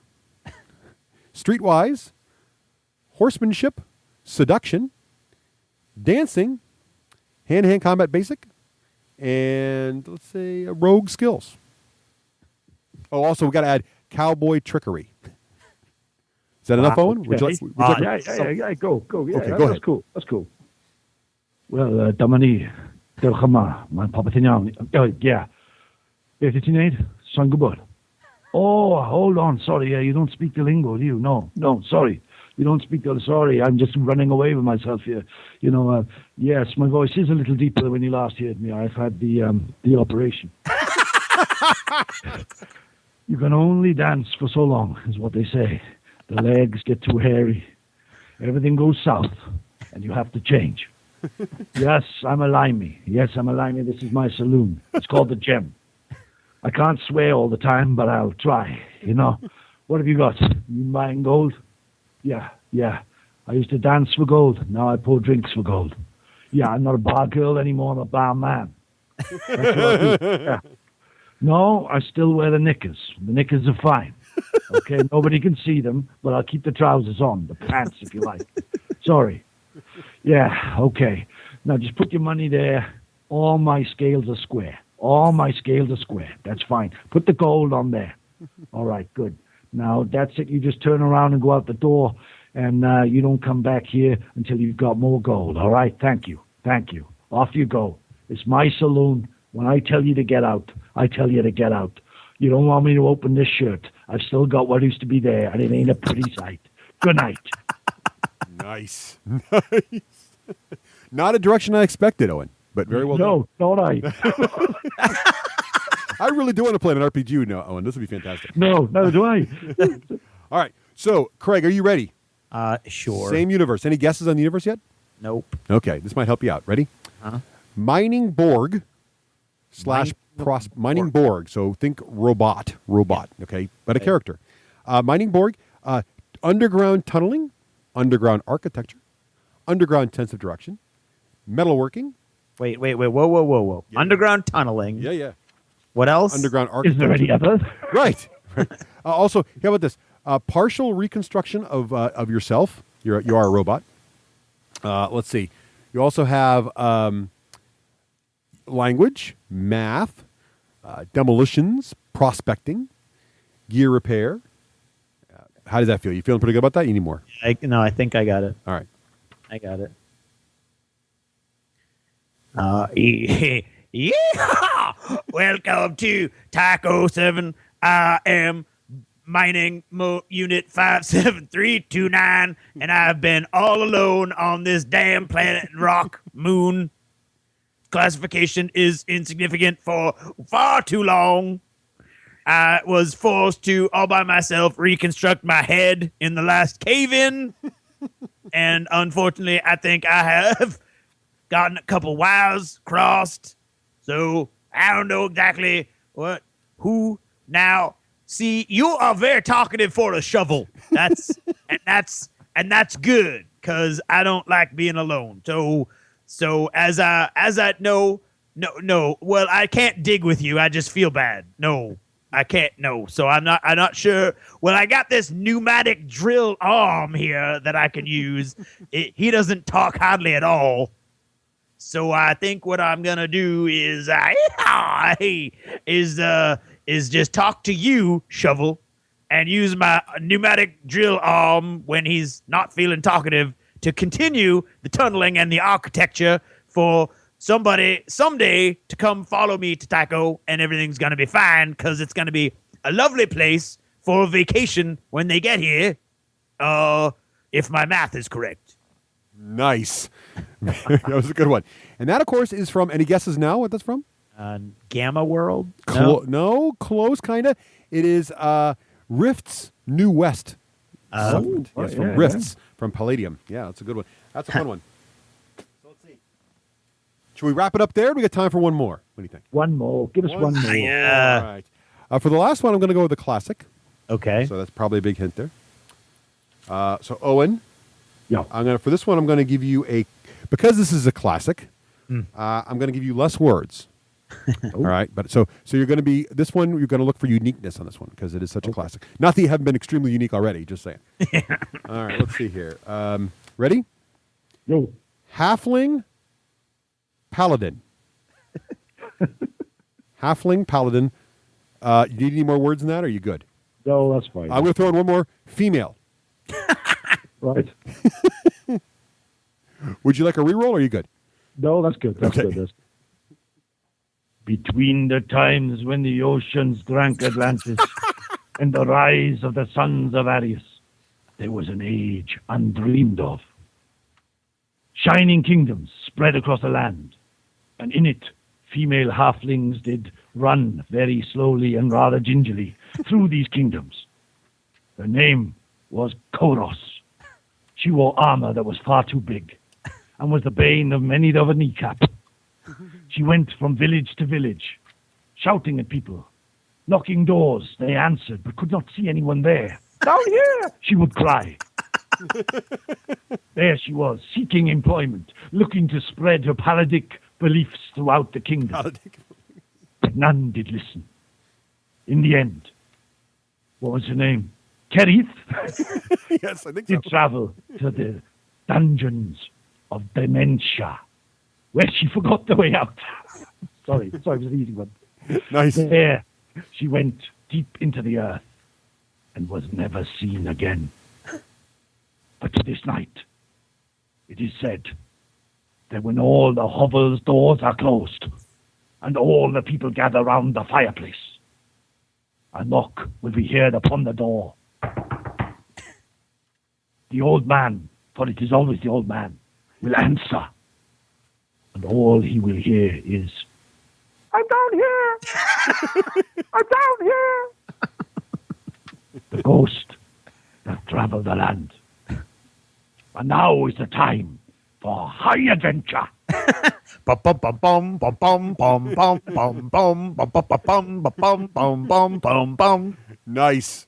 Something Nice. like that. There you go. Great. The story of the halfling paladin. Yes, All right. indeed. Craig, if you've not... Not a lot of role-playing opportunities in the future with that particular character, but No, yes. No. Right. She could come back in a sinister way. She's and rescued. One night a year, she you could, know? Right. be, And she what- could be like a lich paladin right. half.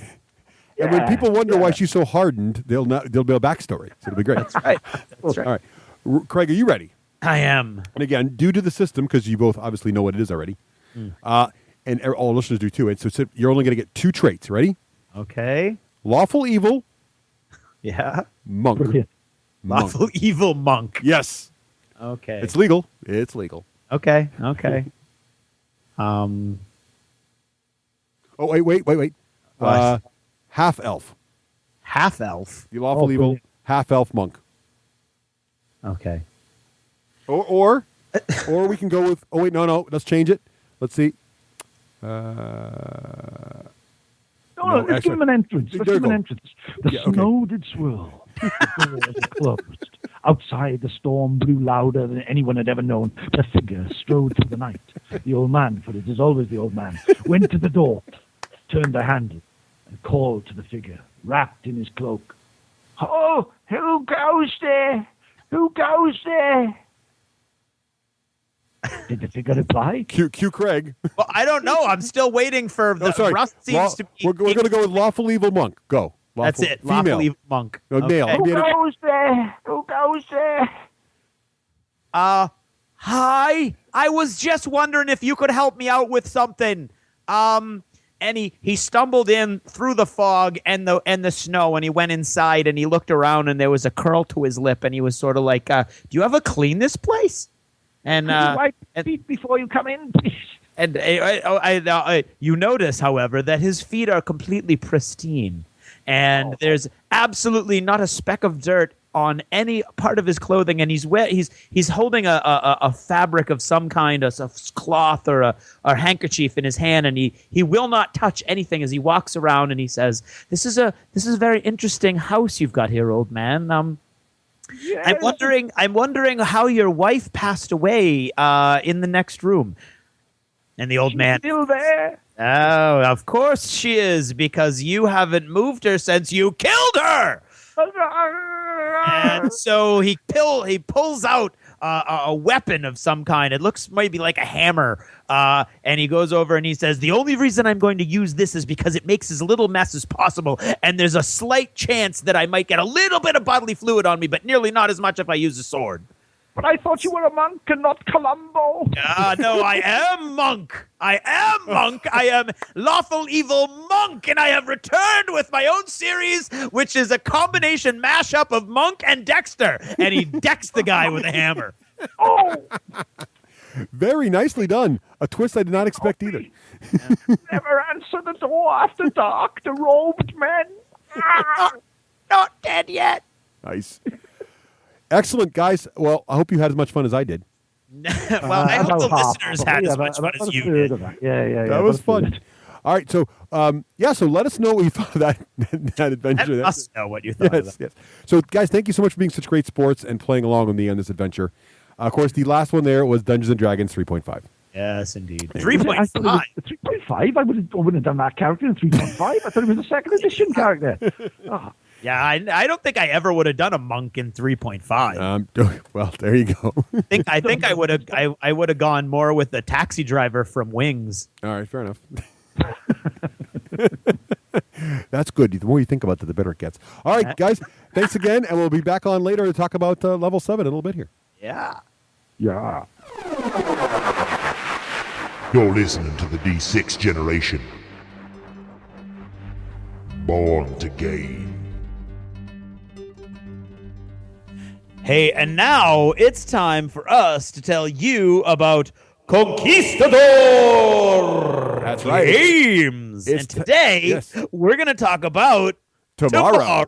That's right. We're going to talk about tomorrow today. That's because the Kickstarter game Tomorrow is now available for order from right there on CQGames.com and at a lot of retailers worldwide. Yeah. The New Science too, both great games. Tomorrow though is really interesting. It's got so you got overpopulation. What is a clever world leader to do? What? Well, a few well-placed accidents here and there solve the problem. A nuclear disaster, maybe ill preparedness for a coming natural disaster. All of a sudden, your population's kind of getting smaller. No problem. There's more than one way to skin a cat. Accidentally release a biological agent. Who can say what's going to happen? You got to take the tough decisions. It's just a fun game, and it is, and that's just wrong. It fits right into their nice pantheon, too. They've got quite the breadth of choices here. You got the wacky game Tomorrow. Then you got The New Science, which is a great historical game. Road to Enlightenment, War Stories, Red Store, all kinds of great choices there. Head on over to CQGames.com, and don't miss also their great podcasts over there as well. So check them out, CQGames.com. Conquistador Games. This is Total Fangirl. Regular Jane most days, total fangirl when the moment strikes. Han shot first. Starbuck is a guy. And Lestat, now there's a vampire.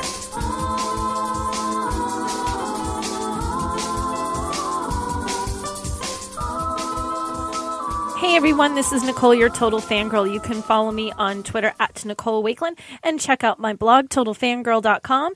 This week's shout out. We're excited to announce that Cortex, our award-winning abstract strategy game, is available at Toys R Us US and Calendar Club stores across Canada.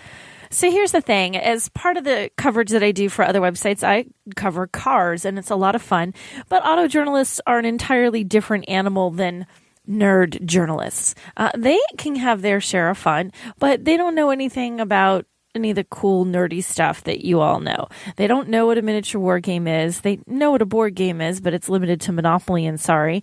And they often don't have any idea what's going on in the fun little pop culture world that many of us inhabit. But every now and then you go to an event and suddenly you discover that there are nerds in the room. And when they discover that you're a nerd, in fact, an avowed nerd, it's like you have an immediate connection with these strangers that you have never met before. I went to the Kia Soul launch in Minneapolis, Minnesota last week.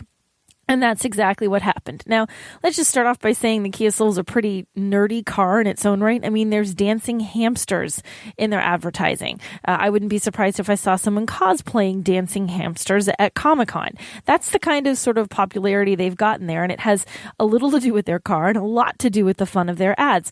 But I'm at this event, the first little nerdy thing that I see that stands out like you wouldn't believe in a sea of guys dressed, normal everyday Joes, is this one guy has these custom-made Aquaman Converse sneakers. They're like painted as if they look like panels out of a comic book, and they're the coolest things I've ever seen. And as he walks by me, I actually reach out and stop him, and I say, "Oh my God, your sneakers are the coolest thing ever." And he looks at me completely, utterly stunned that I have actually noticed his sneakers. He's like, thanks. You think they're cool? You like Aquaman? I'm like, well, Aquaman, love him or leave him, but that's really cool that you have those sneakers. Like, oh yeah, went to this guy and he did them up for me, and they were this and they were that, and I love comics, and I really don't say much about it, but I'm a nerd, and I decided I'd wear them to this event anyway.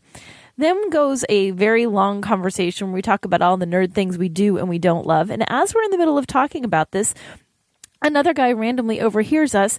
And he's like, well, you know what? I'm kind of in the same boat as you guys. I would like to consider myself a nerd. And I said, prove it. Where he went on in a very fun way, because really nobody has to prove anything, to tell me all the wonderfully nerdtastic things that he's involved in, including Doctor Who and gaming and all these great things. And the three of us sat there chattering away while the rest of the auto-journalistic world revolved around us in a circle. And it was like we had this little special knowledge. We were different than everybody else, but we were different together, and it was so much fun. So it was another one of those moments where, out of the blue, when you think that there's no nerds around, that all you have is hipster PR and marketing types and savvy journalists and that kind of thing, suddenly you realize nerds are everywhere yet again. I count it as another win for the Nerdverse.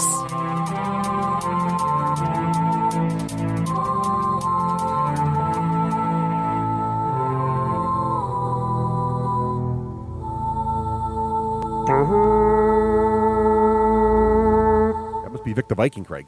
That is Vic the Viking. What's he doing? What's he doing? He is celebrating the arrival of the Dark Elves from Games Workshop, of course. Nice. Some amazing models to add to the Dark Elf collection. They're also looking at the Infinity pre-orders. I mean, say what you will about the complexity of the games, but the models are at least as complex and awesome looking. That's the thing about the War Store. They have it all when it comes to miniature games. I mean, they got good deals on Crisis of Chris right now from Privateer Press. They've got great, fantastic Convergence of Cyrus. That's the one. And they've got good deals on. You play them and you still can't pronounce them. I'm going to go record here. I love Privateer Press. I love that faction. Worst faction name ever. I'm just going to say it. There it is. It's on the table. There you go. Now you know. But I just love the War Store for going through finding all this stuff. Let's say you can't remember the name of the faction. Don't worry. They got nice big pictures for people like you to find this stuff. Great cases. I mean, you name it, they've got it there at the War Store. Fantastic service. That's what makes them so great. Absolutely. They're there at the conventions with all the stuff you need. And don't forget, War Store weekend is fast approaching. It is fast approaching. It is nigh upon us, actually, by the time you hear this. So if you're in the New Jersey area, you want to make sure you check this out. It's the first weekend of November. I've got a golden ticket. Indeed, man. If you've got a way in there, check it out. Get on down there. All kinds of gaming, miniature gaming, up the wazoo, as they say. Yeah. Oh, indeed. I think that's the technical term. That might even be the slogan. That's probably not, but it should be, because that's how it should be. So check it out. Head on over to thewarstore.com, and for more information about the War Store Weekend, head over to thewarstoreweekend.com.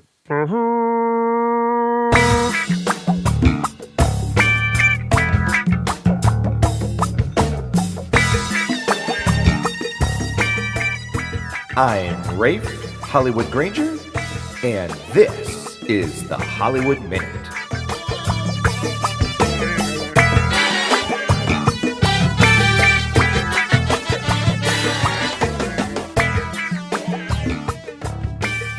Welcome back to the Hollywood Minute. I think this is a full show Hollywood Minute here, so you're getting all things Hollywood. All right, so listen. If you haven't played Level 7 Omega Protocol by Privateer Press, go out, don't even think about it, get yourself some friends, buy the game. It is a really, really fun dungeon crawl set in a sci-fi setting. Wakeland's running a campaign or sessions of missions, and Craig had to bow out due to his play schedule, and I was able to take his place. And the game is just fun. I can tell what makes me have fun with it, though, different than Descent, is I think that the game is fun for the Overlord, too. Like, I can tell Russ is having fun. He seems to have a much better chance at winning. That makes the tension tighter. Really, these guys at Privateer Press, man, they made a really good game. I mean, big surprise, right? They make a really good miniature game. And this isn't Privateer Press fanboy stuff, by the way, folks. The game has nothing to do with War Machine, okay, or Hordes. Really nothing. It's a whole different universe that Matt Wilson's created in his Level 7 universe, and it's sci-fi, and it's fun, and Wakeland's having fun running it, and so do yourself a favor, get yourself 5 guys and gals together and go out and have some fun. Where can you get the game? All over the place. I buy my stuff from Doc's Discount Games War Store, of course, and I buy my stuff from Myriad Games locally. So Doc's is internet-based, and Dan, of course, is retail-based. So, and of course, there's the War Store and any of those. So support your local retailer. Go out, get yourself a copy of the game, and you won't be dissatisfied. Other games, I wonder what you guys think about the Pathfinder card game. I think it's pretty fun. I want to play multiple missions and see what it's like to level up. I played one quick mission with Matt Alex on my birthday, and I'm wondering if you guys are having fun with that. And what else is on my mind with the Hollywood Minute? So I think you've been hearing me talk about I've been in a computer game slump. Well, no longer. So I was in the mood for a real-time strategy game, and I wanted to do a base-building kind of game, StarCraft. But what's so disappointing about playing StarCraft is then you think you're pretty good, and then you go online and you get spanked in 8 seconds. One of the local Portsmouth guys that we call the Nerds talked about, because their company they work for is not called Nerd11, so that's why we call them the Nerds. And his name is Matt, and also shout out to Parker and Paul. Those are the 3 nerds, and we've been playing Portsmouth on Tuesday nights, kind of rotating every other Tuesday or maybe every third Tuesday. Anywho, I was talking to Matt Taylor about it, and he was like, he was in the mood for RTS2, but he didn't want to be spanked by an esport game. And I was like, what are you talking about? And he's like, any of those games that they have the sports and other players can get super good on, it's just no fun. So I didn't know this, but I guess they're slower paced real-time strategy games. So I went ahead, I saw that Company of Heroes 2 was out on Steam. It's pricey. It's $59.99. Dudes, let me tell you, it is worth every flipping penny. I have never bought a real-time strategy game, Warhammer 40K included, where I've wanted to play the campaign and wanted to play the missions. I always buy the game for multiplayer. Well, in this game, probably because it's World War II, and you guys all know I'm a World War II buff, but I actually love playing the campaign. They have solo challenge missions that I've played. They have, they've got one-on-one you can play, and 2v2 versus the AI. You can play the Germans, you can play the Russians, and I'm having a blast. Now, it's not quite the same as resource gathering and base building in that way. You're not sending some like harvesters out to harvest wood and then harvest gas and harvest minerals, which I do miss. You more get your resources by taking different parts of the map. And real quick in the game, there's these little micro skirmishes over control points and different fuel points and stuff like that. So the resource gathering's different in that regard. And you don't exactly get all this time to do this mega defensive base building and stuff like that, but it is definitely scratching my real-time strategy itch by downloading Company of Heroes, and been having a blast with that. The other one I've got my eye on is Planetary Annihilation. It's in beta, and I've decided I didn't want to wait. I didn't want to buy it now. I want to wait till they have a full polished game. I am still enjoying my Prison Architect, which is running the federal prison. These are all computer games. Sorry, I'm in a computer game state of mind. But I kind of built my prison, and again, that's in beta. So now I'm sort of like, I'm sort of all done, because the monetary scheme of the game is not quite set yet. So it's a nice open sandbox, but there's no real goals to achieve. So I think I'm going to wait a little bit on that. And I think that's all I got going on. Of course, you can follow me on jimmyjango.com or on Twitter. I'm the D6G Hollywood. Until next time. Oh, and listen, I've been reading your emails. Welcome me back on for the Hollywood Minute. It's great to hear all the accolades. Thank you very much for sending in your emails and your supporting me to be back on. I really appreciate it. And maybe I'll be able to say hi to you at TempleCon.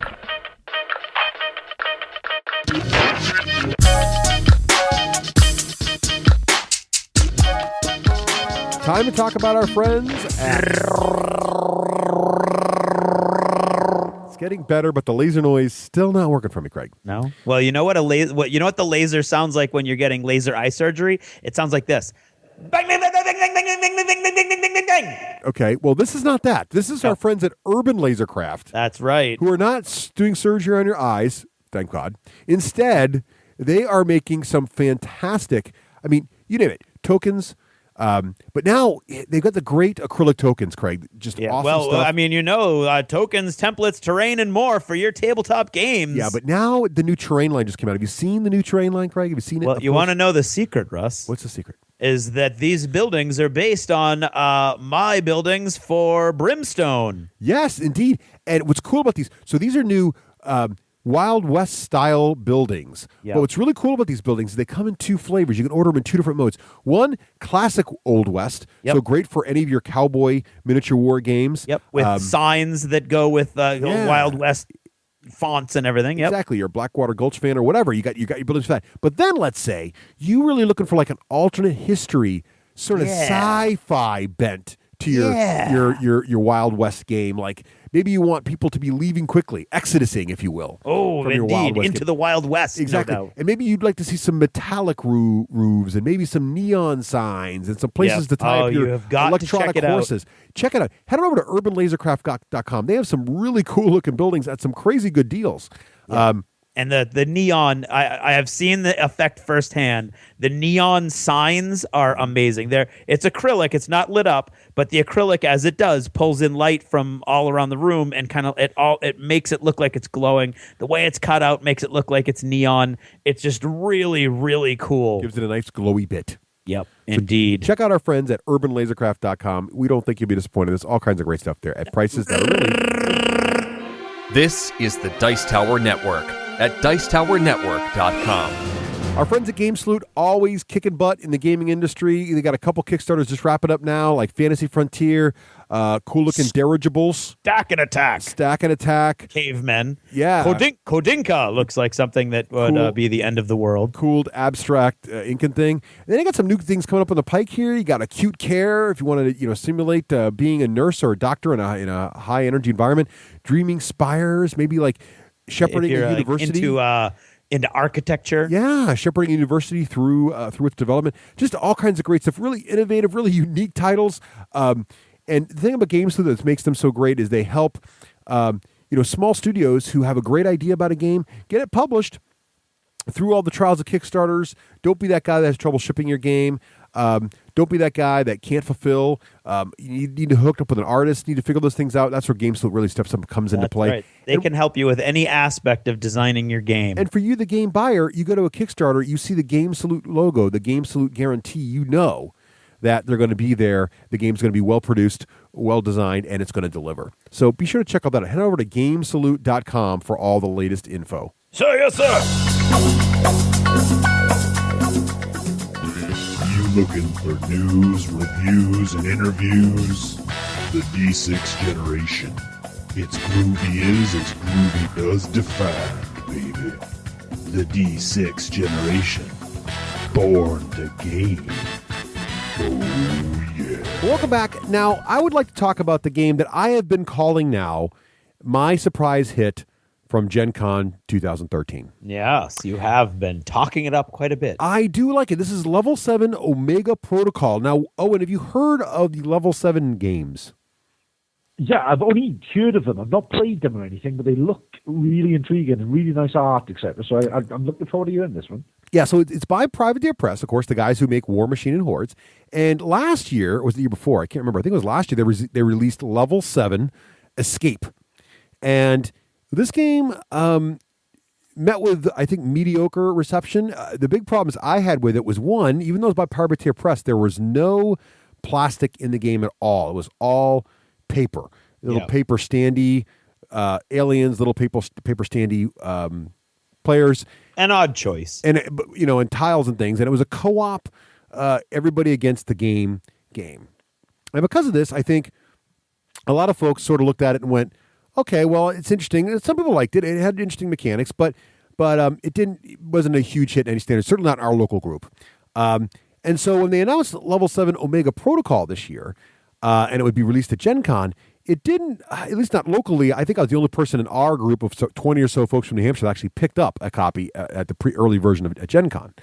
And I was excited about it because I'd done a little bit of research about it, and I realized it's billed as a small squad tactics combat game of basically high-end, high-tech commandos versus aliens. And they're very much like the gray aliens with the big eyes, from X-Files and stuff. And it's also another mode of play I like, where instead of being pure co-op, it is what they call an overseer versus the players. So it's an up to 6-player game with 5 people playing the different commandos, i.e. the heroes, and 1 player playing all the aliens. And this to me sounded like Descent. And when I realized it was sci-fi Descent, I was all in. Plus, it finally had plastic, where it had plastic heroes and lots of plastic aliens. And I thought, this sounds an awful lot like XCOM, the board game. I am a huge XCOM fan. I am a huge board game fan. This is a win for me. Plus, I'm a huge Descent fan. And I've complained before about some Descent mechanics, so I'd love to see a game with a new angle on Descent mechanics. So I was really excited about this. So the MSRP for this thing is $90. We'll talk about if that's a good value or not in a little bit. It is a 2 to 6 player game. With 1 player is always the aliens, and the rest are all heroes. It is a 2 to 4 hour game, I think. Craig, is that a fair assessment? Yeah. Well, I mean, we've played twice now, and both times we played, not including setup and takedown, which can be kind of arduous. It's been about 2 hours. Yeah. And again, it's going to depend on player count and the amount of analysis paralysis your players have, including the overseer. Oh, yeah. Now, the basic plot here is kind of interesting. One of the questions I get asked all the time when they see me walking on level 7, I get this at GenCon a lot. Is that the same game that it just add miniatures? No. Is it an expansion for the original level 7? No. The only similarity here is it's the same storyline. So here, I'll give you a brief plot. It's a continuation of the story. It is. So here's the plot overview. So in level 7 Escape, it turns out that in Area 51 out there in the U.S., actually back in the Roswell days, aliens did indeed land in the United States. Meanwhile, the U.S. is in a giant, scary Cold War with Russia. The aliens say, hey, U.S. government, guess what? We feed off of your adrenaline and fear. You guys could really use our high tech to beat the evil Ruskies. Why don't, if you build a facility and supply us with a few human test subjects so we can feed off their fear and adrenaline, we will give you cool stuff. And the U.S. government, being scared of Russians, was like, sure, that sounds like a plan. And so they built Area 51. So the very first game is you play one of these human test subjects that are being used to feed the aliens, but things are starting to go wrong at the facility, and you are trying to escape the facility. And what's kind of interesting about it is you are trying to get away from both the human guards or the aliens, and as you do things that make you better against the guards, you start to attract more aliens. As you do things to fight out the aliens, you start to attract more guards. It's kind of a neat mechanic. That's the Level 7 Escape, the game that was moderately interesting last year. Well, so in the process of escaping, it turns out the aliens are starting to take over the facility, and now the facility has gone totally under alien control. This then comes in Level 7, the Omega Protocol. The government, now realizing the facility is starting to get into trouble, has activated the Omega Protocol, which means the U.S. government always figured at some point the aliens would try to take over the base and eventually take over the world. So the plan is, when that starts to happen, Omega Protocol is send in some strike teams, nuke the base. So in this game, you are now playing the vanguard of a 2 to 3 strike team force. You never see the other 2 strike teams. You're only playing Disco team, the primary team, to go in there, search out the base, find its weak points, figure out what's going on, and find the right spot to have the second team that's behind you, that's off out of camera, out of frame, that's going to come in and plant the bombs and blow the place up. Mission: take the base out in the best possible way. So that's the whole thing. Basically, you're playing a bunch of tactical Marines taking on a base full of aliens. Nothing wrong with that. Making sense so far, Owen? Yeah, that makes sense. All Good right. background. So what do you I'm get? not sure about Disco Team, though. That's a bit John Travolta. That. It is. Well, it is. There's actually a little blurb about that. So all the teams' code names are all named after rock music types. And Disco Team, they actually asked, there's a bit of dialogue in one of the early missions where the newbie on the team says, why are we called Disco Team? And he says, haven't you heard, son? It's because we're always staying alive. That's so they poke fun at it. And it's actually one of the later missions is called Disco Inferno. So they have a little fun with it. Cool, yeah. So anyway, so what's in the box? Well, in the box you get 28 map tiles. So these are the game tiles. This is basically a sci-fi dungeon crawler. So in true dungeon crawler fashion, you've got a bunch of tiles that are going to build various levels of the facility. Now, it's called level 7, but there are actually 9 different levels to fight through in the game. These tiles are double-sided, and they're, I think, very nice artwork on them. Dead bodies, little broken bits hanging out. And what I really like, is that the tiles are all numbered. So when you look at the map in the mission guide, you can see that tile 9A goes here. What's cool about it is, much like another game I really like, Zombicide, they have numbered the tiles as if the numbers are painted into the floor. So it's not like they're numbered on the side like in Descent. They're actually part of the artwork, which I always find is cool. So, Craig, what'd you think of the tile quality? I think the artwork is great. I'm seeing some warping, which I'm alarmed at. It's not nearly as bad as Sedition Wars. Right. But there is some warping, which I'm starting to wonder, like, what's going on with the board games lately that these types of board games are, like, the Descent board doesn't warp, right? No, but I think Fantasy Flight, I think what it is that unless you've got a lot of experience with how to do these things like a Fantasy Flight does, I'm finding all the companies that are still trying to find their way, like Privateer Press, I mean, great experience with miniatures. You know, they're only on their third rodeo with board games. They tend to have trouble with some of these tiles, getting them affordable. They got the artwork down, I think, but you're right. There's a little bit of warpage. Now, if I store them perfectly flat, they do flatten out. Unlike Sedition Wars, it's not a fight. They do flatten out, but it is definitely not as, it's not like the Space Hulk ones or the Fantasy Flight ones where they're simply nice, rigid, rock solid things. You could lean up against the wall and they'd still be flat the next day, you know? Yeah, and I think I know what they're trying to do without making it puzzle pieces so they don't lock in place, so that they're more flexible, but I think you miss a trick when you do that. Yeah, because they fit together much. Like when we play, you had to go out and buy a big board to put them on. Yeah, because you can't play the game on 2 tables pushed together, which many game stores have, so that the game store themselves has the versatility. And so so I get what they're doing, and I mean it works for what they're doing, and obviously that was the call they made. I'm sure they thought about puzzle pieces and decided to go in the other direction, but I think that's personally, I think that's not the best call. But other than that, other than the way they fit together and they slide around, like last night we had a moment where I was like, Russ, where's the door? Because you know I have enough movement to get myself here if the door's here, but it slid, so it's half and half. So I don't, and it turned out that I didn't have the movement that I needed. But yeah, go ahead. But I'm just saying, like if they had locked in place, you would lose a little bit of the versatility, but you'd have a lot more durability during play. Right, and because they are double-sided, you can't put felt on the back or anything else to keep them from moving either. They're going to slide around a little bit. Yeah.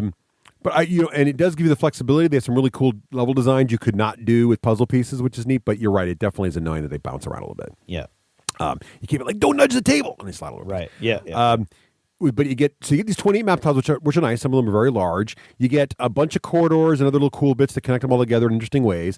You get these 16 overseer puzzle dashboard tiles. Now, these are funky looking things. Yeah. They're basically, think about a bunch of player mat size pieces, and on one half of them is like a little description of an ability with a bunch of icons on them. The other half's got like a hole in it, and then all 4 sides have puzzle bits, so you can actually lock these things together and make a giant area which doesn't move around, which is nice.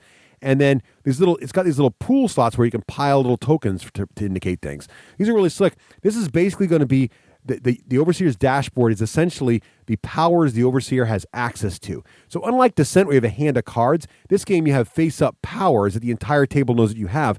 Now, there are 16 of these powers, but not every mission uses every power. So in some missions, you're restricted to a smaller pool of these powers. You get lots of cards, lots and lots of cards. So more about those as we get to what they do. You got a bunch of Commando player mats here. Now, these things were interesting. They tried to make them cool. They gloss coated them. They're all very, very glossy. I like the artwork and the layout. The problem is they made them thin. So they don't really warp, but they're also not very thick, and they feel like they could be thicker. I don't know what you thought about that, Craig. I thought that exact same thing. And there's a little bit of warpage there too. But on the cards, you mean? I mean on the Commando player mats. Yeah, they're very thin. Yeah, they're really thin. That was very. I thought you meant like because the dashboard has got some warping too, and that does have puzzle pieces. Right. But yeah, the player dash now it's not that big a deal because it doesn't move. Right. Right. So it's not like you're picking it up and moving it around, but at the same time, it would have been nice if it was the same kind. Well, then it would warp. So I don't know. Right. There you go. I think it's great. Well, I would like them thicker too, but it's fine what it is. Right. You get tons. Now, here's where you start making up your value. You get tons of tokens and markers, and the tokens are fine. The art's great on these tokens. Lots and lots of cool tokens.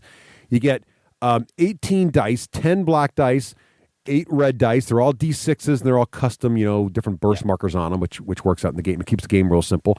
You get a nice 20-page rule book with it's full color, lots of great artwork in there. There's a great story about the game. There's a glossary and an index. I love how the rule book's organized. It sort of gives you like all the different kinds of things you'll do. It's written like a miniature war game book. Yeah. It really, really is like, here's how combat works. Here's how line of sight works. Here's how movement works. Oh, and here's the basic game flow. It could be a War Machine book. It's really well written. You can tell Privateer here, they may not be very good at figuring out how to make a card stock, but they got it nailed down when it comes to rule books. Yeah. Mission book. Also nice. Think Descent here again. You get a second book that's full of all the scenarios. It's even bigger than the rule book. It's also full color, lots of great fluff and pictures. You get 9 missions. These missions are very detailed. Some of the missions actually go for 3 pages. So it's really meaty. Great art, great story. And the 9 missions do tell a story also if you play them in order as well. Right. Now for the reason this thing is not cheap is that it's also chock full of plastics.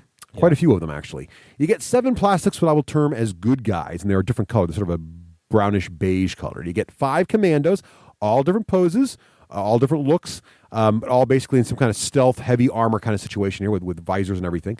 You get a drone, a little robot plastic bit. That's also a special piece of kit for one of the commandos. And you get a scientist. He's a random NPC bit. That's also a good guy you got to try to protect in one mission. Then the bad guys have a lot of stuff. You get Kronos, who's the main bad guy dude. He's actually in a pretty cool pose. Looks like an evil scientist turned into an alien. You get 2 of these handlers. You get 3 fear hunters, which are giant 4-inch square base dudes. You get 2 blaster guys with like heavy gun dudes. You get 4 rejects, a bunch of random dudes. You get 10 clone warriors and 8 warrior clones. So you're looking at 24, 20, 30, almost 40 models in here. So not bad. Now, these are not Privateer Press War Machine quality models. These are board game quality pieces. I would say they're close to Descent quality, but I don't know if they're at Descent quality. Craig, what do you think of the quality of them? I think they're good. I would agree they're not quite Descent quality. They're a little soft on their detail, but I mean they're neat, and I like the more characterful one. I really like the Commandos. Yeah, and I really like the Kronos guy. He's really cool. Mm-hmm. There's a lot of warpage. Yeah, I got to boil them to fix the big ones, I think. Yeah, and so that was disappointing. But I mean, let's not look at Descent through rosy-colored glasses either. Right, there's a lot of warpage there, and there's a lot of models with soft detail as well. Probably. I wasn't really like disappointed when I opened it up. I felt like it's a typical board game. It wasn't, and I've seen when I put some pictures up of some of the guys I painted and stuff on our Facebook page. A couple people were like, "Wow, from Privateer Press, I was really expecting War Machine quality." Well, we just talked that we got like 40 models here. 40 models of War Machine or Hordes quality is going to run you what, Owen? It's going to be an absolute fortune for a start, isn't it? It is, right? So, because but I'm looking at the pictures of the I've only seen the pictures, obviously, looking at the online here, and they look really nice to me. The commando figures look excellent. Yeah, I think so too. I mean, coming at it from a miniature wargamer point of view, they're not miniature game, but from a board game quality, I think they're pretty solid. I like them a lot. And for $90, so let's talk about value for a second. For $90, you're getting all these tiles, all these tokens, and you're getting 40 or so, I think, good board game quality miniatures. Is that a fair price now for a board game of this size, Craig? I think so. I mean, I think that, I might, 90 seems like it might, 90 is right on the edge of, it's good. I mean, I don't think it's a great deal. I'm not looking at it going 90. My God, oh my God! Yeah. But I could see spending 90. Yeah. And not being disappointed. Clearly I did. Well, So. look at this. I got a box of Tolkien Warders, which are 5 plastic figures, and I paid £35 for them. Right. Which it was going to be like $50, isn't it, for 5 plastic figures? More than that, probably. Yeah. So when you're looking at that, compared to what you get in this box for like double the money, and you're getting all the stuff as well. And a whole game. Yeah.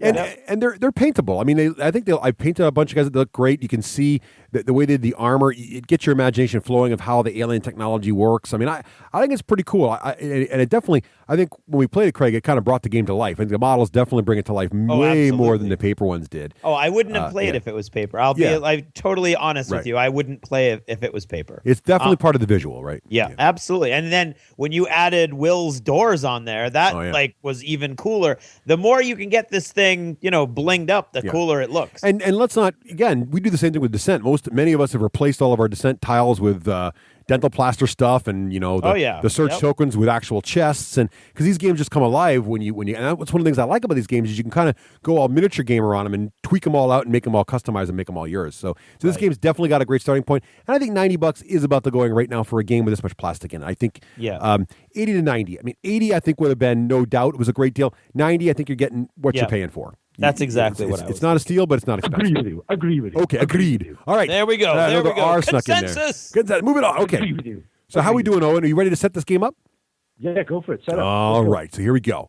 So now, as Craig mentioned earlier, setup in this game is a bit, just to say, it's a time sink. So it's fun. Especially when we talk about this, the Overseer has some interesting choices during setup. It's not like Descent where not everything's fixed. You get to choose certain monster groups and stuff. So there's some of that too in Descent. But they got a little bit going on here too as well.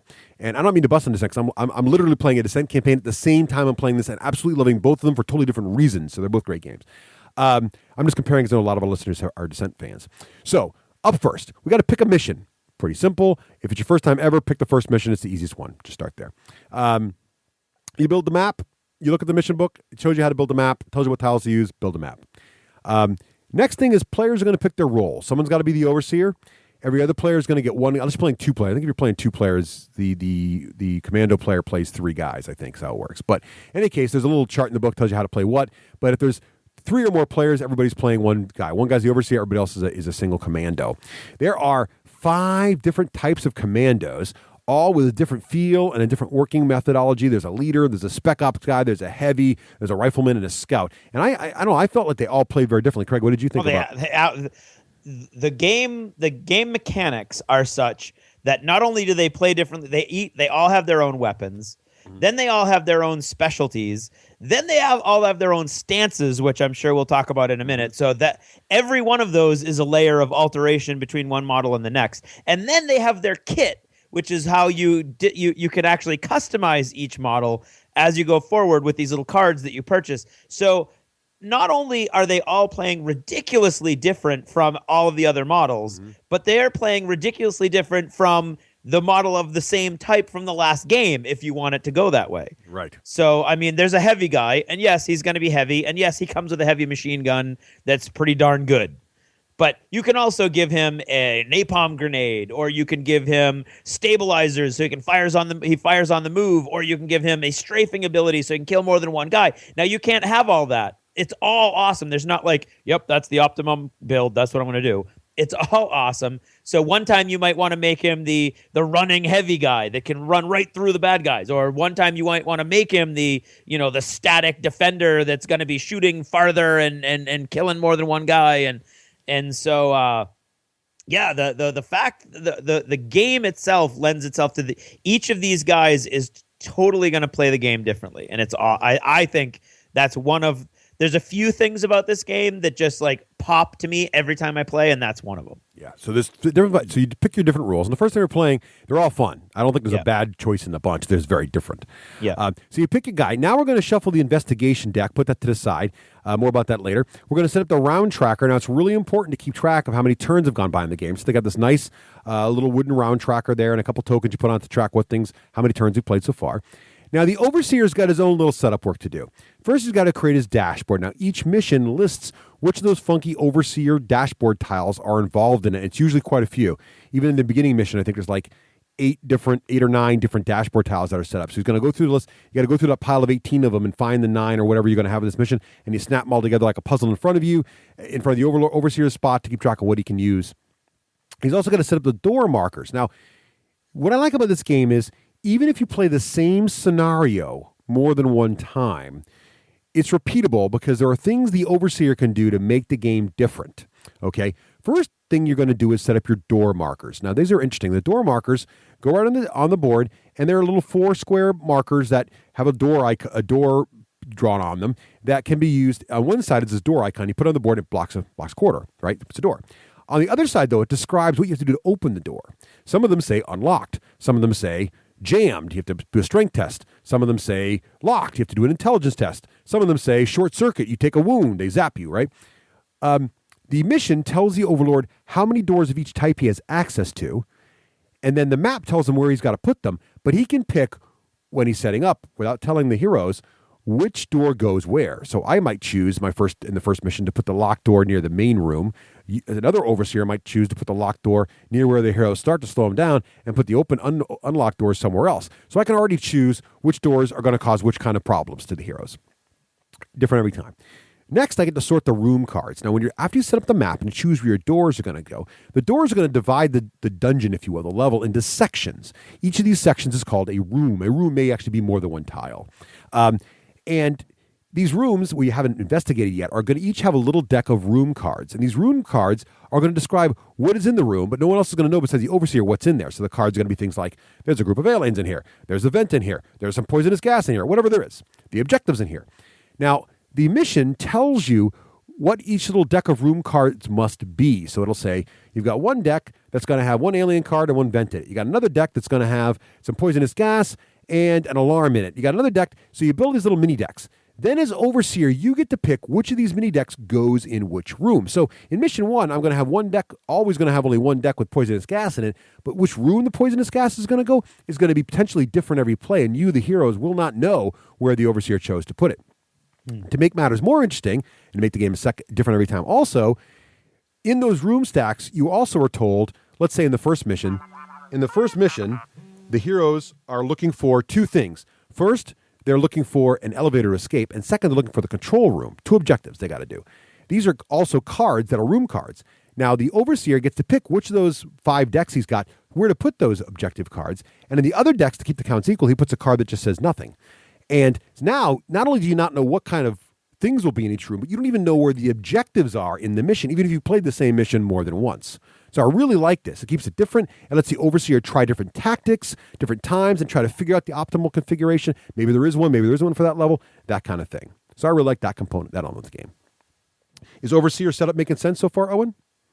Yeah, it is. And it sounds like there's a lot of replayability there. There's a lot of differences, and you get a lot of bang for your buck, really, with this, don't you? You do. There's a lot of gameplay in here.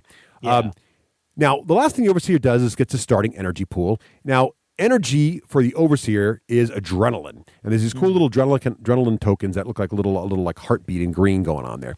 Now, the Overseer the starting energy pool is going to be different from mission to mission, but typically it's the number of commandos playing the game times 2. So if you got 5 commandos, it's going to be 10 starting pool. Okay, so the Overseer's ready to rock. So you can see why setup takes a little time, because the Overseer's got to sort all these little decks out based on the mission, and then he's going to spend some time thinking, where am I going to put it? And it's kind of a big decision for him, because it's really going to dictate the kind of challenges the commandos are going to face. Meanwhile, while the Overseer's figuring all this out, the commandos have a few decisions to make on their own. As Craig was mentioning earlier, they're not static either. Each commando is going to start with some things he has no choice about. He gets his little player mat. He's going to get his stance cards, which are these like 3 different, I think it's 3, Craig, right? 3 stance cards plus the down stance. Yep. And these are stances that are specific to your commando. And each round you're going to be able to choose what kind of stance you're going to be in. Are you going to go prone for the turn? Are you going to be running fast for the turn? Are you going to be in knife fighting mode ready for hand-to-hand combat? Are you going to be in sniper mode trying to get the maximum range out of your gun? What is your stance this turn? Literally, is your guy moving slow and careful? Is he advancing quick? And these all have really interesting effects. More about those in a little bit. Also, you're going to get your starting kit. Your kit is what a miniature gamer might call his war gear, right, Owen? Yeah. It's going to be your what kind of gear do you have? What kind of grenades do you carry? What kind of guns do you have? What other stuff do you have? Now, each commando's got his own deck of quite a few personalized kit cards that he can choose from. So the leader's got his own deck, the heavy's got his own deck, the spec up guy's got his own deck, and there's also a universal kit deck that anybody can choose from. And in this default games mode, you get 6 kit points to buy for your kit, and each kit component, each card tells you how much it costs in kit points to buy this kit for your guy. So you've got a little character creation going on here. You're going to choose in points what you're going to start with, and that's how that all works. What do you think of the kit process, Craig?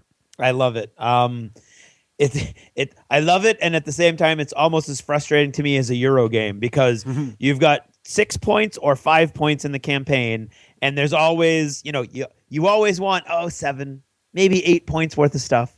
And like I said, when I was talking about the differentiation between the characters, there isn't a bad thing. It's like, do I want my big guy to be like a big bulky running guy? Do I want him to be like is he going to be a linebacker? Is he going to be a defender? And so you've got to decide right at the beginning what kind of guy, and you need to coordinate with the rest of the team also. Like the scout guy could be an absolute brutal hand-to-hand killer that goes ahead of the team and spots for the shooters and kills things with knives. Or he could be a really stealthy guy that goes through, can open doors no matter what's wrong with them, and he's really good with technical stuff. And so if your commander wants you to go in one direction and you've already gone in another direction, then that can cause some problems. So that there's a lot of coordination inside the game, and I think even before the game. But the kit stuff itself is awesome because it almost feels like you're creating your character as you go for that. Yeah.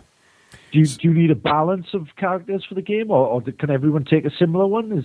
No, it's you only have one of each type. So you have one leader, and the leader is going to be the guy who's basically buffing people up and helping them, and he's got a cool stance where if he's in base to base with another member of the team, nobody can hurt him, because he's basically hiding behind his own guy. The spec ops guy he's not even, they don't even call him spec ops. They call him countermeasures specialist. Yeah. And he's awesome because he's almost like a psychic. He's got all kinds of special war gear that does things like helping the team manage their adrenaline. Yep. And he can suck the adrenaline into, he's got I don't know if it's a machine or an ability, but one of his kit items allows him to suck adrenaline from other people while they're working. So you're going to have like a max adrenaline, and that the adrenaline's how you pay for your actions. And let's say you have 4 max adrenaline, and then in the middle of your turn, he's like, okay, I'm activating my thing. Okay, you can do it. You can do it. You got 2 more that you can work again. So he's very much like a buffer for everybody around him, which is really cool. Then you've got the heavy, whose gun is not really long range, but it's ridiculously brutal. And then he's got all kinds of cool upgrades you can get. The rifleman is an awesome guy with a little robot that drives around with him. And then the scout, like I said. So you've only got one of each. And Russ, do they have like a recommended, like in a 4-player game, you should have these 4? No, like, they don't. You can do whatever you like. Okay. So it's a tough call. I think in a 5-player game or a 6-player game, counting the Overseer, you'd always have obviously one of each. So it's not like Descent where you could go all warrior class, right? You got to make the call there. But and it's interesting you mentioned he was countermeasures, Craig. It makes a lot of sense because he has the ability to kind of calm the guys down so they don't generate much adrenaline. And the humans would clearly know at this point that the aliens feed off of adrenaline. So it makes total sense they've got somebody trained to do that, which is a great segue into how the game plays. And what's all this talk about adrenaline? How does it work? Right. It's sort of like Monsters Inc., isn't it? Where they feed off the. It is like, it's very much like that. Actually, now that you mentioned it, I never really thought about it before. Maybe this is in the Pixar world. So the goal is complete the mission, and the objective is going to be different for each level. Sometimes it's find something, sometimes it's set a bomb, sometimes it's rescue a person, whatever. So in the first scenario, it's find a couple different locations. The other thing you're worrying about, in addition to trying to find the objective, you're trying to avoid the crisis mode as long as possible. More about that later, but basically crisis mode is bad. There is no player elimination until crisis mode turns on, and once it does, commandos can start being killed off and they're out of the game. So once crisis mode kicks in, the Overseer goes into overdrive and tries to kill everybody off. So how does the game play? The game is divided up into sort of 3 main phases. 4, I guess, technically, if you count the timer phase. Up first is the timer phase. This phase is extremely complicated. You move the timer token 1 space on the timer track. That's it. Pretty much all there is to it. It's called out, though, on the quick reference card because it's very, very important because in most missions, the crisis mode, the super scary thing I just talked about, is triggered by a certain turn in the game. So you really, like in the first mission, it's turn 8. So you got to remember to move the turn counter. It's probably the most important thing you can do. Otherwise, the Overseer could never really win. So that would suck. Up next, Commando Planning Phase. I like how these are broken out. It really helps you not forget anything. The very first thing that happens is you transfer adrenaline. That means that all the commandos take all the adrenaline on their sheets and they hand it all to the Overseer. He like sucks her adrenaline in and is going to be able to spend it next turn. Now, in the very first turn of the game, the commandos have no adrenaline, but that's okay because the Overseer starts that starting pool we talked about earlier of typically 10 adrenaline, but not always. So, but it's nice and reminding you because every turn, and the other thing interesting about this is it's very important to remember when the adrenaline transfers to the Overseer. You may be tempted to give it to the Overseer at the end of the hero turn. That is incorrect. You must do it at the beginning of the hero turn because, more about that later, but basically make sure you do it the very first thing after you move the timer. Give the Overseer all of your adrenaline. Next up, you assign initiative. The leader, and there is a little ranking thing in the book that says that the team leader is not in play. Here's the rest of the hero's leadership. The highest ranking person, which is often the team leader, is going to assign initiative. So it's one player's responsibility. There are 5 initiative cards in the game, numbers 1 through 5. He's going to hand those out to the different commandos, and then the commandos are going to act in that order. So unlike Descent, where you can shift your hero order around depending on how things go and who misses what and who hits what, no, you got to choose your order of activation before you start moving each turn. After you choose initiative, now you're going to choose your stances. So we hinted at these before, but what stances do is each player's got several stance cards, and there's a slot or a space marked out on each player mat where you put your active face up stance. And stances dictate several different things. On the card, it's going to show the speed, the number of squares you get to move whenever you do a move action for that stance. Some stances are faster than others.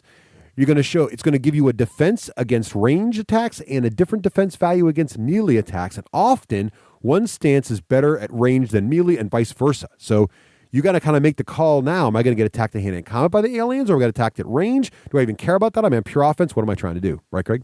Yep, absolutely. And the other big thing on this card is the maximum adrenaline you can get to as a commando. So what limits your actions in a turn as a commando is not some rule about you can only take 2 actions. No, it's how much adrenaline you can spend. Every action you do as a commando is going to generate adrenaline internally on you. You're going to put it on your player mat.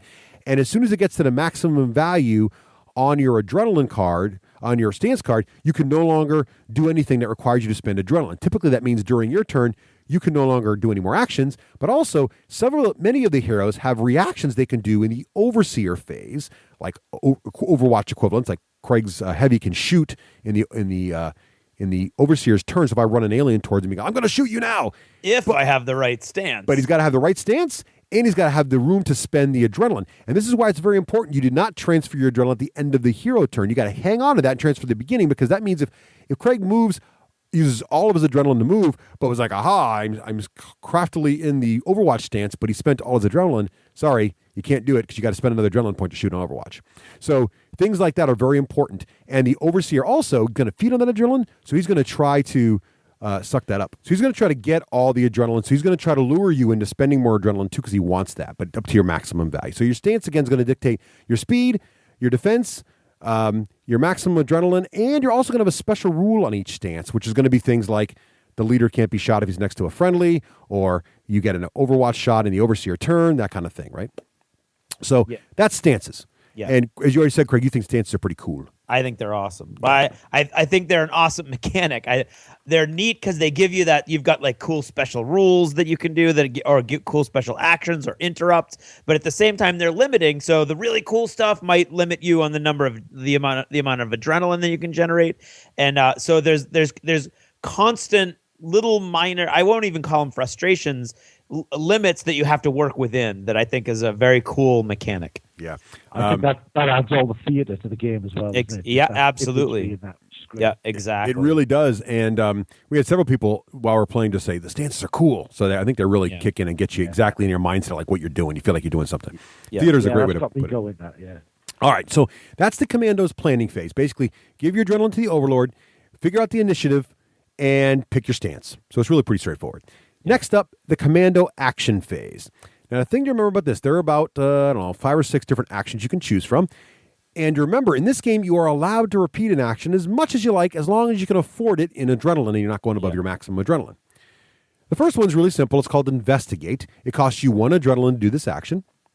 And basically, you can, if you're next to an Investigate token, which are sprinkled throughout the maps, you can spend 1 adrenaline to pick from the from the Investigate deck. And these are basically more war gear, goodies you can find. It might be armor-piercing ammo, might be more grenades, med kits, who knows what you're going to find in there. So there's basically little icons around the board, or tokens. You remove the token from the board when you investigate it, so you only do it once, and you get some cool loot. All right, easy enough.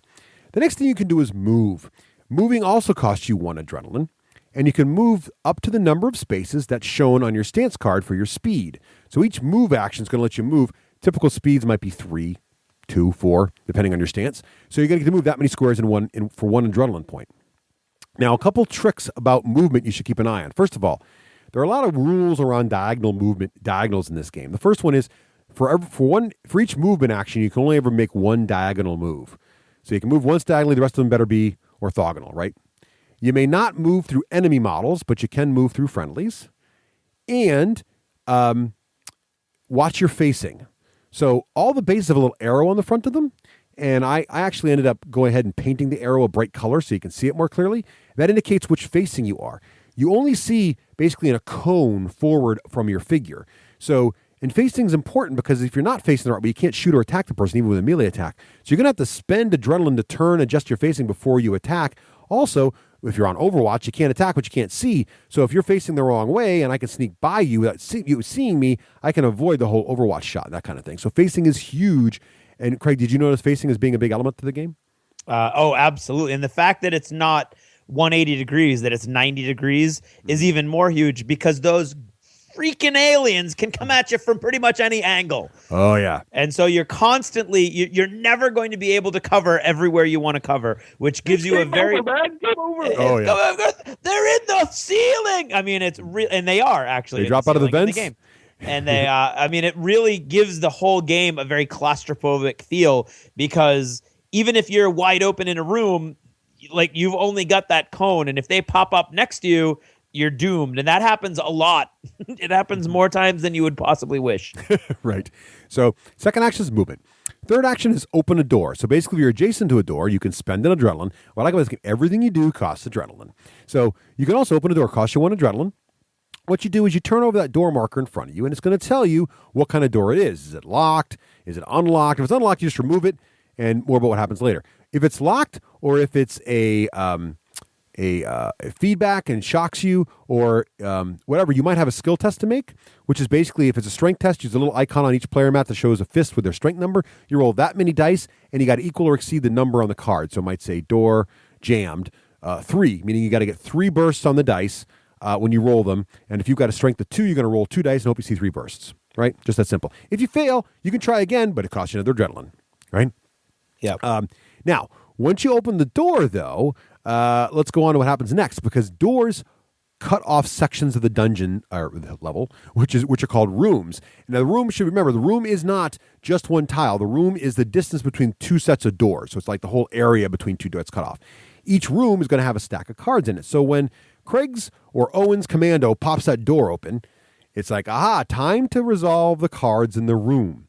The cards in the room all have priority on the bottom, and you resolve them in priority order. So priority 1 first, priority 2 second, etc. And these cards have all kinds of things in them. Sometimes they'll say gas, and there's poisonous gas in the room, or corrosive gas. And the overseer gets to put a bunch of gas tokens around, and if the commandos move through those, they take damage. There could be vents. You put a vent token in the room. That's one of those places where aliens can spawn from, which is what Craig was talking about a little while ago. Now you walk past that vent, fine, but aliens can drop on behind you. There could be aliens in the room. The room stack, the cards in the room stack are going to be different.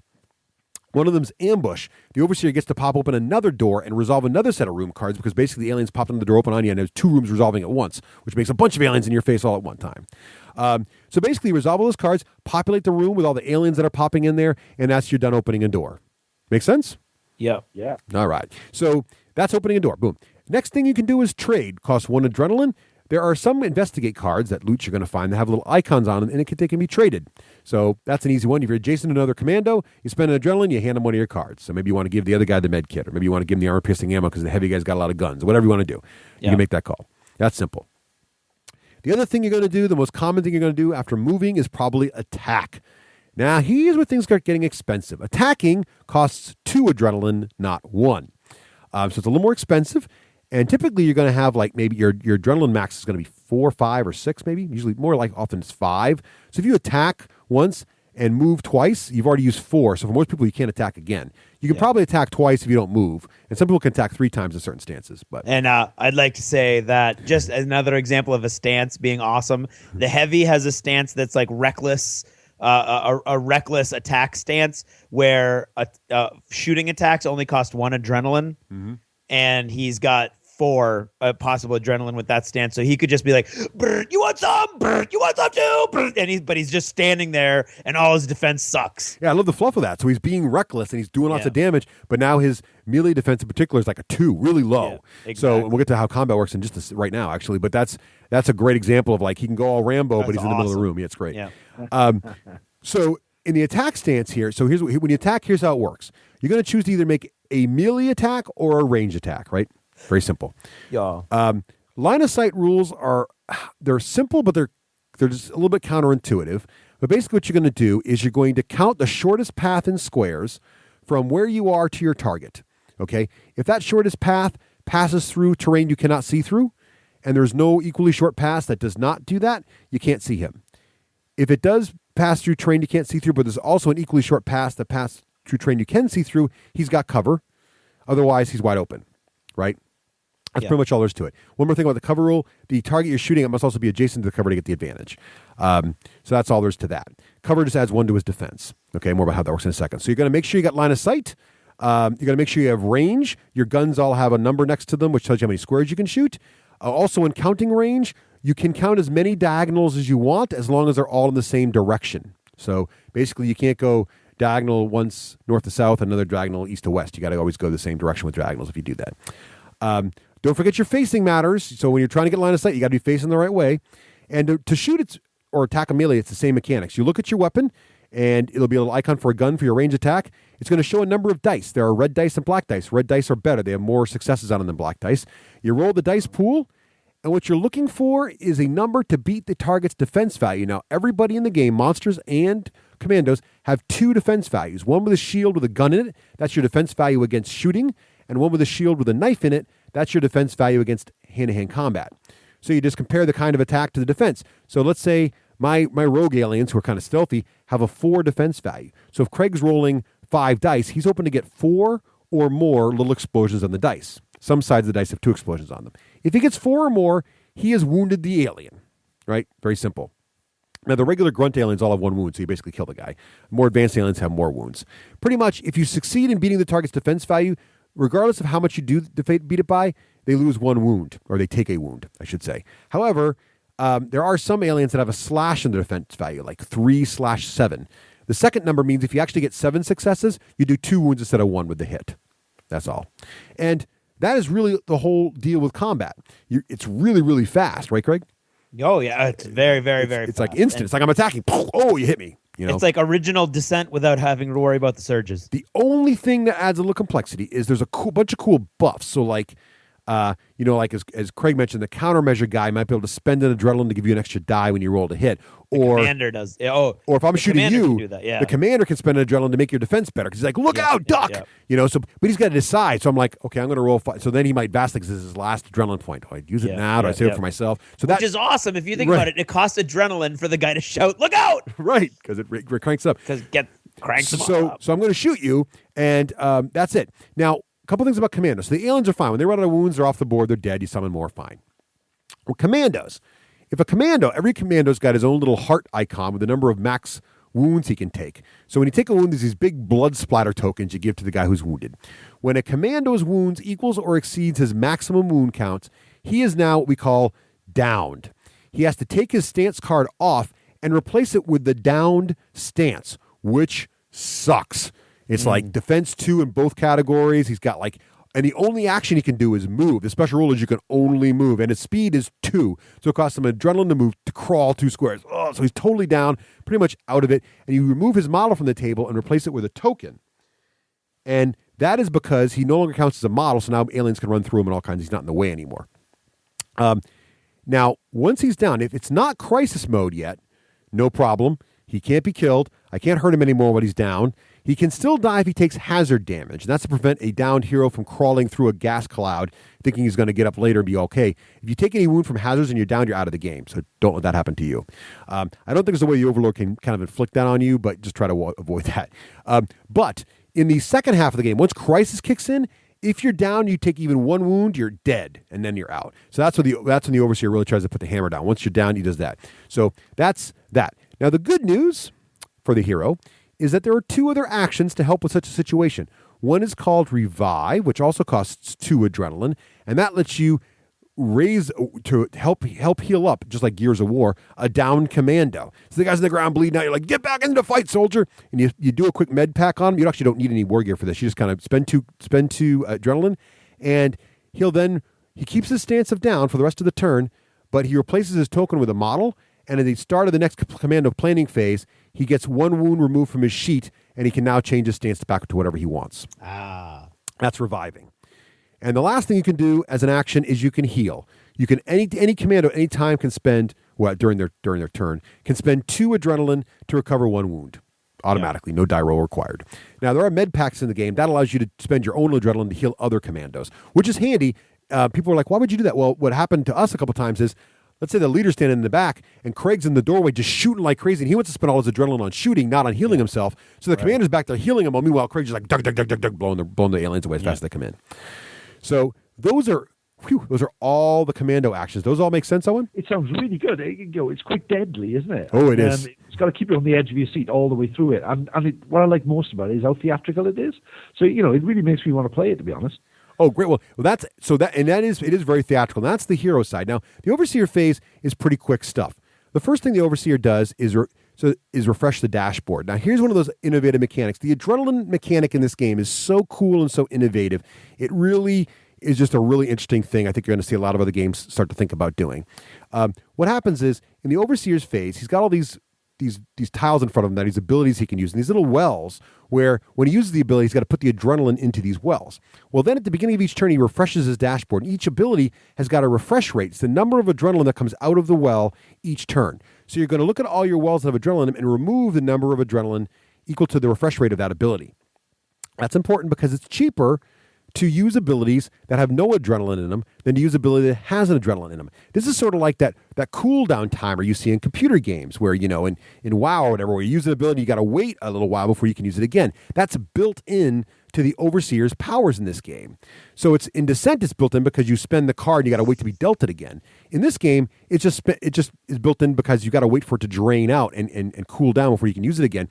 In some powers, you can use them again, but it costs you more. So there's an extra line that says the cost is going to be, instead of 4 adrenaline, it costs you 6 adrenaline to use this power, but you can use it even if there's already adrenaline in the pool. So you refresh your abilities at whatever the refresh rate for each ability is. Next up, you can use your dashboard abilities. So here's where the Overseer does the things on his dashboard. He can use them, the examples. He can spawn. He's got 2 different spawn types in the early missions. One is from vents and one is from entrances. So as the game progresses, entrances will show up on the map as well, where the aliens can come in from. These are like reinforcement tunnels, in addition to the vents. And so he can spawn from either of those places. He spends a certain amount of adrenaline, it's running the ability, and he puts in the specified types of aliens on the board there. And that's really it. There's abilities that actually refresh more frequently. There's abilities that let you react and attack in the commandos phase. There are abilities that let you charge and basically double your movement for an alien. They let you attack twice. All the kind of things. If you played Descent before, you'll recognize a lot of these things from the Descent cards. But now they're in his dashboard, and they're always in front of you. You always know what your complete set of abilities are, but you're restricted based on how much they cost and if they've cooled down or not. All right. Mm-hmm. After you spend your dashboard abilities, now you're going to activate, quote-unquote, activate enemies or activate your aliens. Pretty straightforward here, too. You can activate each alien. You can choose to either just move them. If you just move an alien, it always costs you only 1 adrenaline. Or you can choose to move and attack an alien, and that costs you the adrenaline cost listed in the upper right-hand corner of the alien's card. So each alien has its own stat card. And you just put those up in front of you when you set the game up, depending on which aliens are involved in the scenario. And for the basic aliens, that cost is also 1. So basically, it's 1 point to move them or 1 point to move and attack them. The more advanced aliens, the bigger guys later, it's 1 point to move them, but maybe it's 2 or 3 adrenaline to actually move and attack. So they're more expensive to move around the board. Love this. It lets you keep the game balance in play between lots of cheap aliens or the more expensive ones. Now, you cannot activate an alien more than once. So unlike the commandos, who can keep doing actions until they fill up their adrenaline maximum, the overseer, no matter how much adrenaline he's sitting on, can't activate a guy more than once. The only way you can kind of get around that is to use some of the abilities that lets one monster shoot twice or something like that, but he can't actually activate a monster more than once. And that's pretty much it. Now, the baddies card, it's got basically as any special abilities. Got a lot of keywords on those cards, like stealth, for example. The only way to figure out the rules for stealth, there's a nice little index in the back of the book for all these keywords. A lot of them actually translate right to War Machine. What do you think stealth does, Owen? Always got to make sure that you're safe when you're a fair distance away. Exactly right. It's actually 4 squares away. You can't be shot, which I think is the same measurement. Is it 5 or 4 in War Machine? It might be the same. So a lot of them you'll recognize if you're a War Machine player, that kind of thing. But you look them up, you learn them real quick. They're very intuitive gaming terms. So they're really slick. And one of the trick, there is a cool movement trick that the clones can do. In addition to coming out and spawning from the vents, clones can spend only 1 movement point to move from one vent to another room with a vent in it. So basically they can hop around the board through the vents, which also makes the vents really, really nasty, and a nice little movement track. So that is pretty much activating the enemies. At the end of the Overseer's turn, he also has to discard down any adrenaline he decided not to use to the minimum pool size. So for the games we've been playing, it's been 10. So if I've got more than 10 adrenaline left, I'm trying to carry some over to the next turn, I can't carry over more than 10, so I have to discard down. That's pretty much the core of the whole game mechanics. The only thing left is really the crisis mode, which we already kind of hinted at. Basically, usually, it depends on the mission. Each mission defines what causes the crisis mode to kick in. Usually it's turn-based, in other words, a certain turn in the game, or other mission objectives, like usually they're very close to solving the mission, like when both objectives have been found but they haven't completed the mission, or something like that. And that's pretty much it. The thing about crisis mode you want to worry about is that, 1, commandos that are down can be killed, and there's usually some other mission-specific bonus, like aliens get an extra black die when attacking or something like that. That's really pretty much it. There's a couple of cool campaign options for the game. In addition to playing each mission individually, there's a story there, but also there's campaign options where the commandos start with less kit, but they slowly gain kit throughout the campaign. Their wounds carry over from mission to mission. There's even a timer-based mission, which is the one campaign which we're trying, where you got to keep track of how many turns it took you to solve each mission, because they stack. So if it took you extra long to solve the first mission, you have less time in the second mission before crisis mode kicks in. Whereas if you do really, really well, you'll have more time in the next mission. It's really, really some slick options here, and I can see so many options for expansions too. Yeah. Oh, absolutely. So, does that make sense, Owen? Do you think you got a feel for the game?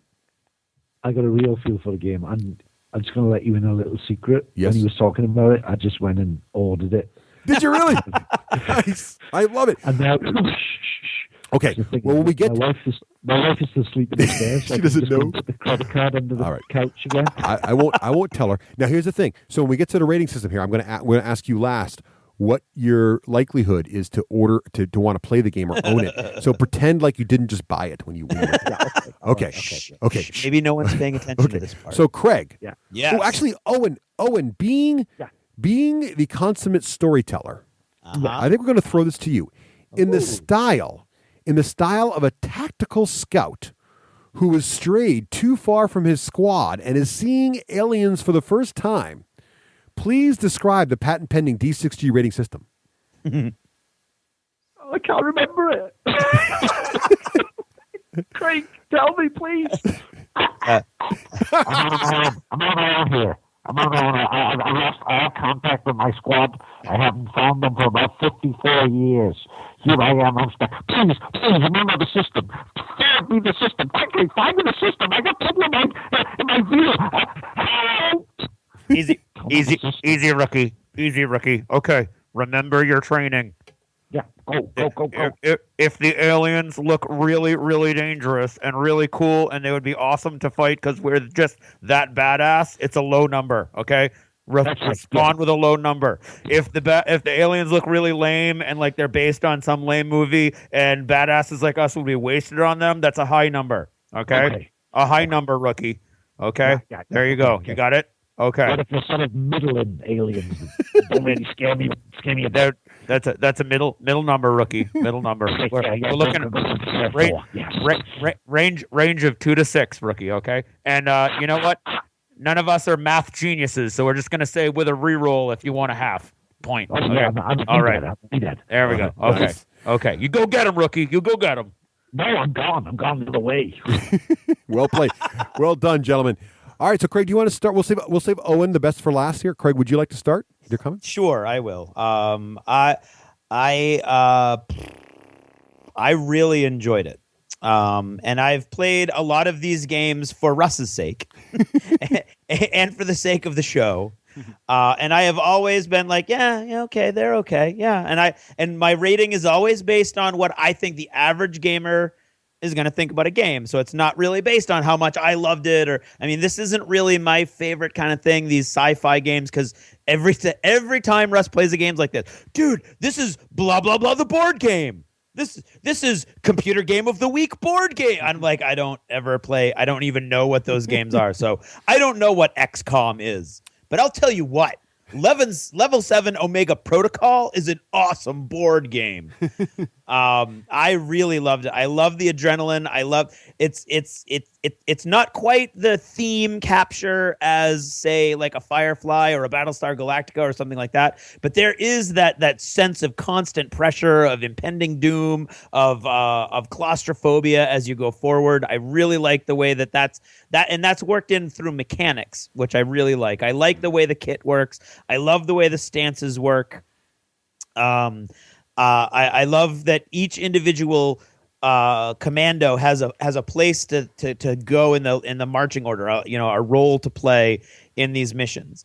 I do wish that the boards weren't warping. They're not nearly as bad. Like I said, they're totally playable. Please don't think that they're warping to the point where the models won't stand or anything. It's just that they've got a little warp to them, so it's not that big a deal. But it would be nice if they were flat. The only real issue that I've had from the moment that I even looked at the box is they've spent so much time on all kinds of cool little fluff blurbs through the whole book. Through the whole game, that I think they really missed a trick on.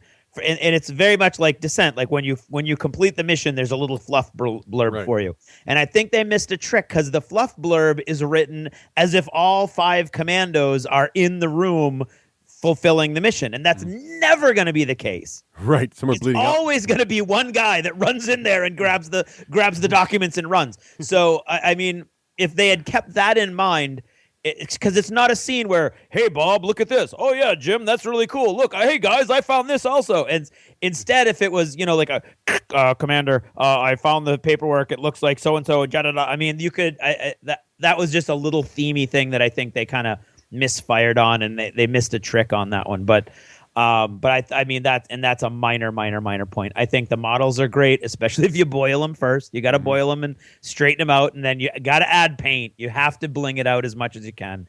I loved it, and I think so. I'm gonna say I'm gonna give it a 3+. Ooh. And I'm gonna say that if you like sci-fi and dungeon delves, then it's gonna be +1 on that roll. Nice. I think that's a fair rating. Because I think it's that good. Yeah. Okay. Good. Well, great. Yes, I would agree. This is, for those of you who know what this means, this is XCOM, the board game. It is XCOM, the board game. I tweeted this from GenCon. People were like, no, it's not that. Stops. It is. It is exactly that. Craig, you mentioned, does it capture? That is the theme. If they had called this XCOM, the board game, that's all they would have had to do. Now, they don't need to, because it's great standalone on its own. It's cool. They started the whole level 7 story arc before XCOM even came out. So, the new version of it. But I love it. I love the idea. I love the small squad tactics. And as a mechanics guy, I have to say it's full of innovative mechanics. Somebody's soundboard's working. Chock full of them. There's at least 3 good ones. First, you got the adrenaline. The adrenaline is brilliant. One of my biggest... I love Descent. One of the most frustrating things as Overlord is to watch a player in 2 actions traverse half the board and, open 3 chests and kill two monsters, which can be done in certain weird situations. You can do a lot of crazy stuff like that in this game, but it costs you adrenaline through the nose, and you just giggle as overseer going, gimme, gimme, gimme, gimme, gimme. So it's a great combination. The other game I really liked this in was the game Stronghold, which is a castle siege game. The attackers would spend time building siege equipment. When they do that, they give time tokens to the defender, which is the more time to defense. The more the attacker is, the more the defender is. I love that mechanic. It's brilliantly executed here in this game in a really innovative way I've never seen done before. As Craig mentioned, the stance is also innovative and brilliant. You make tough calls each turn. I love watching the commandos vacillate over what they should do, and then it forces me as the overseer. When I first started playing the game, I think I'm just going to summon the gun guys all the time. And then I started realizing, wait, their defense against guns is always going to be good. I got to mix it up with a little melee because I got aliens that are good at melee and I got aliens that are good at guns, but not the same. So I got to choose which I'm going to do. So it makes me mix it up a little bit and try to fake the commandos out, drop in from a vent. I love watching them having to control their facing and watch the back. And the flexible mission setup as overseer also brilliant. We played that first mission now twice, Craig, right? Yeah. And did it feel like it? Other than the fact that you're looking for the office and the elevator, and the basic map is the same, two totally different games. Yeah, totally different. And as I learned more, I realized as I spawned the gas, I could have done even better next time. So I'm learning more. I'm trying to guess where the commander's going to go. You guys split up this time, worked up pretty well. But last time some of us played, we split up. We got all nasty. It's just really, really nice. As Craig mentioned, the theme nails it. Small squad combat against aliens, it's all good. Feels super duper tactical. As soon as you stop playing tactically, the commandos just start falling apart. Yep. You got to cover each other's back. If you get sloppy in a little bit, the game we played last week, one of the guys tried to go one way and argued, just went on his own. The other guy went the other way. It was a total disaster until they stopped, regrouped. The leadership took a little more control and kind of jammed him, got to convince him to go the other way and save the day, basically. Love the facing, love the vents and the corrosive gas. Tons of ways to expand the game. As Craig already mentioned, the commandos are all different. I love how they're unique. The weaknesses, the components are good enough, and the mechanics way dwarf any weaknesses in the components for me. I don't regret the purchase in any way, but I do wish they were stronger, and I'm hoping that in future expansions, Privateer nails down better partners to get those stronger. Yeah. And the only other weakness I would say is the line of sight rules. We haven't argued about them. It's just like, how does that work again? It's not immediately intuitive. We're getting better. With a few plays, you'll nail it down, and I think it becomes very straightforward, but it is a little confusing. Right. And the rules are clear, but we have had a couple cases where we really think there needs to be a FAQ on a couple things. Not breaking. No one was arguing about it. It was just sort of like, yeah, that's a little fuzzy. We'll play it this way for now, but we're not sure. Yeah. Some of that going on too. But I'm going to go right the same with you, Craig. I think for the average gamer, it's a 3+, and it is a 2+ with a reroll for anybody who likes sci-fi dungeon delves or XCOM. There you go. So, Owen, after all that, what is your likelihood to want to play this game? Well, I've already sold it. I've already sold it. I was going to say sold it.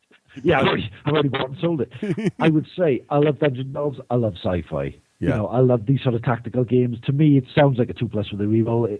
And if it isn't, you, Russ Wakeling, are going to be getting the bill.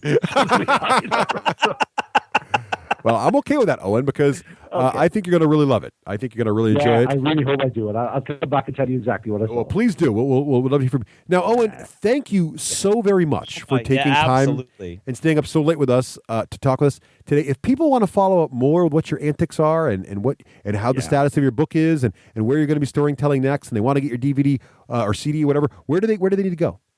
Yeah, thank you, Russ. Just again, thanks. It's been an absolute pleasure, guys. And anytime you want me on here, just give me a call and I'll be right here. I've been absolutely loved it. You can find out anything you want on owenstaton.com. That's STATON. On there, you can buy my CD, Tales from the New Inn. I've only got a few copies left, so please, if you want one, get in there because they're going to be out of print soon. And also, you can follow me on Twitter at Own Staton. So get in there. I'd love to hear from anybody, really, and which is great. And thanks again, guys. Had a blast. Well, thank you again, Owen, and we'll have you back anytime you can stay awake.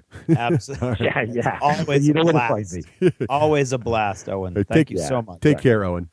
All right, yeah. Take care, guys. Good night. Bye-bye.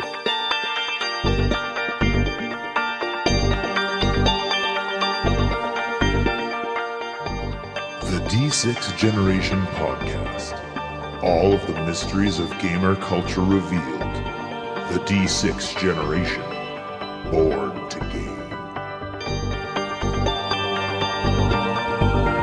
Hi, friends. And now we're going to talk a little bit about vacations, because who is not ready for a vacation at this point in the year? I am. Russ is. I am. I mean, I've been working for like a month.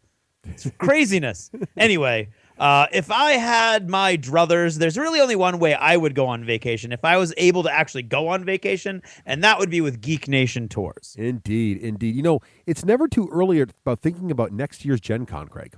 No, it's actually not at all Really? too early, and you should start thinking about it. In fact, we have listeners right now that are thinking about it. Mm-hmm. They are. And the best way to go, especially if you're from another country, out of town, want to come in, you know, you don't want to go to that crazy place that is the Midwest without really, you know, being well escorted, you know, because you get lost in a cornfield, never be heard from again. Yeah. So, yes, and there is, in fact, corn. There is corn, lots of corn, and honey. I got some excellent honey out there last time. Yeah. Anyway, so check out Geek Nation Tours for this. The GenCon 2014 tour looks fantastic. And again, the thing they do that makes the tour so fantastic, not only they get you there, not only do they take you to all the cool geeky stuff nearby, but they also hook you up with really cool folks involved with the convention. For example, that opening night dinner with Geek Nation Tours, always fantastic. We'll be there. Members of the GenCon panel will be there. People involved in making GenCon happen will be there. Other members from the industry will be there. Just in a very intimate setting, just the folks on the tour and us, a chance to talk, and it's just a lot of fun. Yep. So be sure to check that out. It absolutely. And not only are we talking about conventions, they've got all sorts of other tours. In fact, one of the most popular tours they're running next year is the signature battlefield series, Feudal Japan and the Battlefields of Sekigahara. Yes. And that just sounds amazing to me, going through. The tour is specifically geared to bring you to Japan and make you feel like you're in feudal Japan. So they're staying away from cities. They're focusing on all these country areas, these rural areas where all of the historical things are still there. You can see the battlefields. You can relive it. There's a bunch of different festivals they're going to. I mean, that's the thing, is he does all of that research for you. Terrace and his people go with you. They show you what you are not going to miss anything a gamer would want to see anywhere in the area where you go if you go with Geek Nation Tours. Indeed. So check them out at geeknationtours.com. And don't forget, tell them the D6G sent you, and you get your free patch. That's right. You want to identify. You do.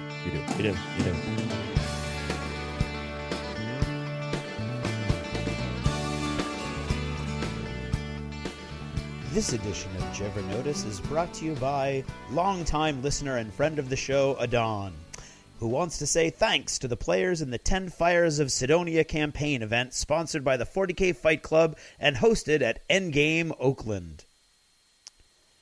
Did you ever notice how complicated something can be once you've started, but you didn't really have a clue how complicated it was going to be when you just really wanted to do it? Well, that's kind of how I feel now about writing books. And I can say books because I've just finished my second one. And we'll see. Nobody's actually read the first one. Well, a couple people have. So I don't even know if anybody's going to really want to read the second one. Neither do I know how it's going to connect to the middle book in the trilogy, of which it is. They are the first and third books, which is confusing to me. So I can only imagine how it's going to be to other people. But I've had a bunch of people ask me about the process and writing books and stuff like that. And I've done an interview here and somewhere. And it's at the Dead Tau Project. .com, and I believe it's the Gamers Lounge, Bill over at the Gamers Lounge, and I recommend that you go over and listen to that because I just got super excited and squeed the entire time, basically, because I was listening to two guys who had read my book, and I was all excited. Although I did give away, I think, a bunch of spoilers even before the warning. There's like half the interview is supposed to be non-spoiler, and then the other half is supposed to be kind of like book clubbish. But I'm afraid I probably slipped and gave a bunch away. But anyway, yeah. So I figured, why not talk a little bit about it on my own podcast, since I have that opportunity.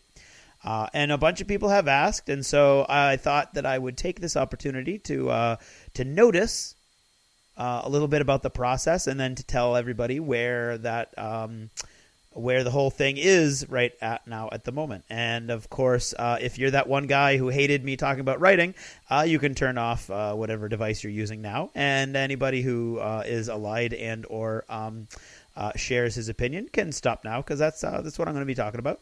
And I'm going to just make a joke at your expense at the end. Okay. Basically, I had written one book before I wrote this. I wrote a book in graduate school that I had really wanted to write for a long time, and it was totally cheesy.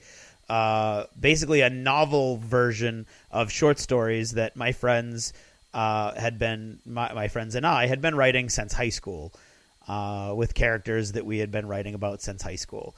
And I wanted to write a novel, and so I did. And oh god, I can't even imagine how bad it must be.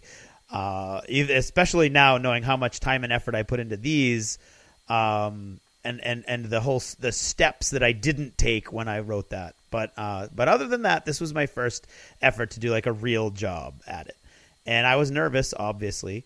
I had a lot of really good advice from a lot of really nice people and supportive people. Gina Robinson would be David Weber's personal assistant and helper, and she basically does all his stuff for him. She was ridiculously helpful. Vincent at Winged Hussar Publishing, Vincent Rosbond, has been ridiculously supportive and helpful. Of course, it never would have happened if Romeo and the Dark Council over at Outlaw Miniatures hadn't given me the chance in the first place.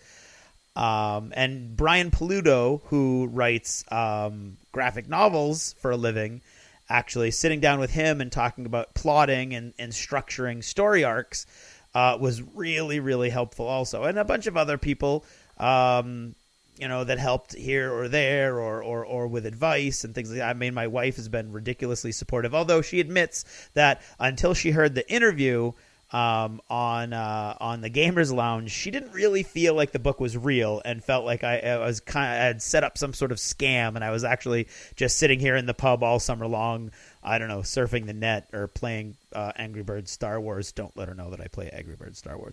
And so now it's all real, and she's like, oh my god.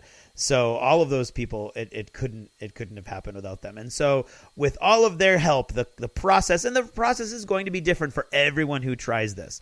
And the first piece of advice I was given was from Vincent, who said, writing a novel is a lot like eating an elephant. You have to start one bite at a time. And that speaks directly to how nervous you can get at the very concept that you're going to be sitting down and writing 100,000 words or more. Now that it didn't hurt that I had already written over 100,000 words for the rule book for Wild West Exodus, but still, those are all different little short stories and things like that. And this was going to be one coherent story all the way through.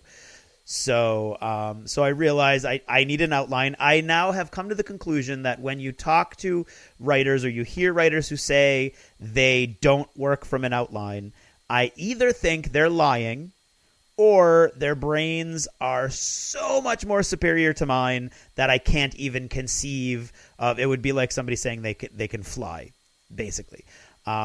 Without an outline, I wouldn't know where I was going. I wouldn't be able to structure foreshadowing. I wouldn't be able to structure the emotional flow of the story. And so I knew right off the bat that I was going to have to work with an outline.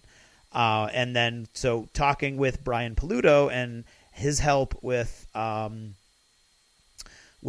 things for graphic novels, and he gave me some of his outlines, and I looked those over. And so what I do is I start with a beat sheet, and a beat sheet is something that would be very familiar to people who have taken creative writing courses in college, which I didn't really do, or actors, which is where the beat sheet that I'm familiar with comes from. And a beat sheet is basically just a summary of the emotional roller coaster that you're going to put together. So the main emotional components of your story. This is where this happens. This is where this happens. This is a high note. This is a low note. And you can basically use that, and that's not your outline. That's basically you're setting up your story arc emotionally. So you want your character to be low at the beginning, high in the middle, and low at the end, or do you want him to be high at the beginning, low in the middle, and high at the end, or basically, and you're setting that up. So I do that first. And then I translate that into an outline. And the outline has evolved as I've been working on this all summer long. And the outlines that I'm currently working from are chapter by chapter, and I outline each chapter. I didn't do that at the beginning, and I think it cost me some time when I got to writing. So basically, you're rearranging now the emotional beats that you came up with, and you're putting them in an order that makes an interesting and intriguing story. So even though you want this emotional high moment, right? You don't necessarily want to reach that at the beginning and the middle. You want to try to structure that so that it makes sense to the reader, but it also sort of flows in an interesting way. So once I've got that all set up, it sort of diverts. You would send that to a publisher that was working with you, and they would help you to develop it. I send it to Outlaw Miniatures, and they help me to develop it based upon what they want as far as character development and story arc goes, because these 3 books actually developed the universe and advanced the universe, which is frightening considering the rule book hasn't even come out yet. And so going back and forth on that score, you set up like, oh, well, this couldn't happen because this sort of thing hasn't been invented yet, and blah, blah, blah. So you get all that set up. And then I start writing, and I sit down, and I try to sit down my goal is 4,000 words a day.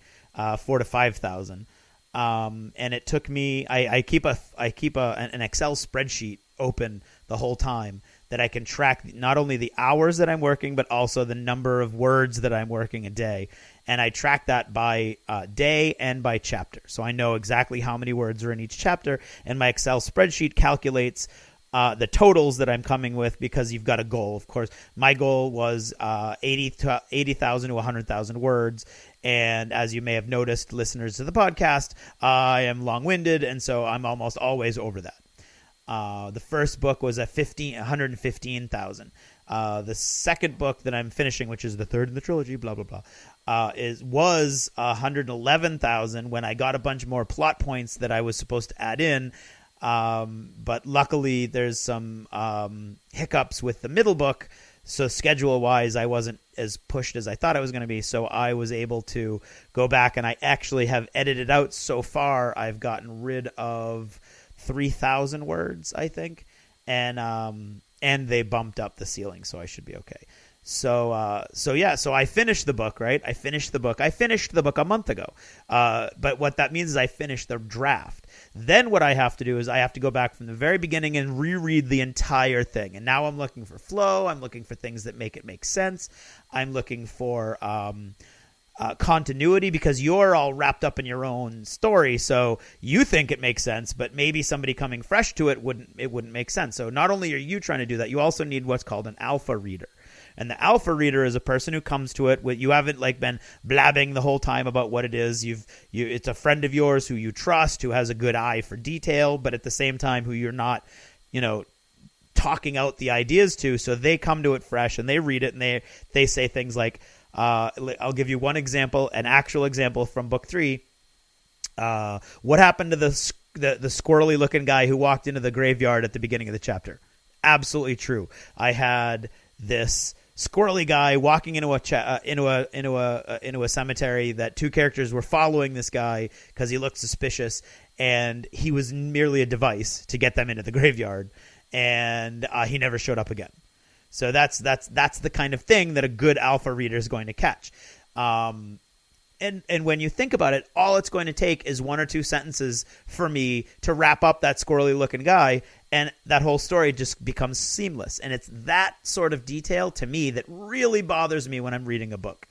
It's that kind of all it would take is a nod. I talk about that a lot on the podcast when I'm talking about details and science fiction and fantasy and stuff. All you need is a nod to reality, and it's all I need. So what I need is somebody to say, hey, you didn't nod here. And then I nod there, and I keep going. So once that's all done, then it goes to the publisher. The publisher has an editor, and they edit it for grammar, which sadly, considering I'm an English teacher, is more than you'd ever want to think about. As far as how many grammar issues. Apparently, I'm really bad with commas, is what I've learned. And so that comes back to me. Then I have to redo the whole thing from beginning to end incorporating all of those notes as well. Then it goes back to the publisher, and the publisher then reads it and gets back to me as far as what they think lengthwise and where they think cuts should be made. And so then you're done. So right now, I finished a month ago, and I'm only right now wrapping up my own edits with my alpha readers.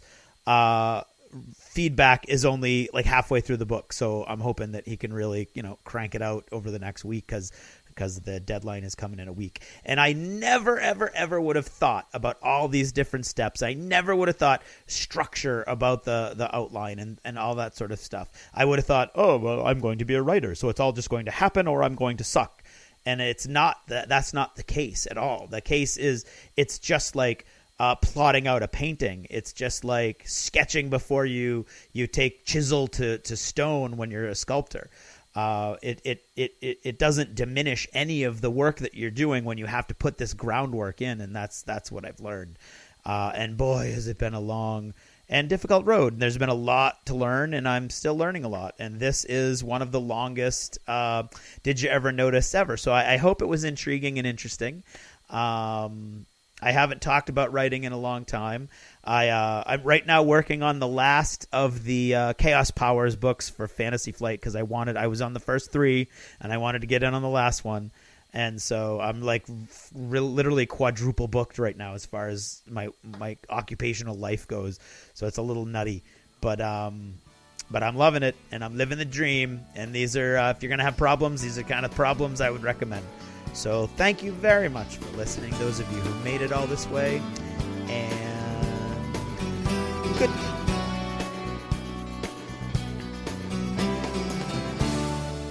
Achievement unlocked! You've made it to the end of another D6 Generation episode, the podcast whose humor has universally been acclaimed as not too horrible.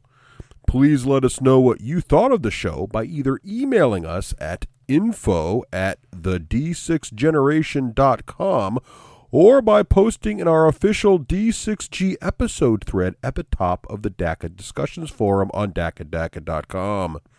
If for some inexplicable reason you actually enjoyed this show, you can help others find out about it by leaving positive reviews on iTunes.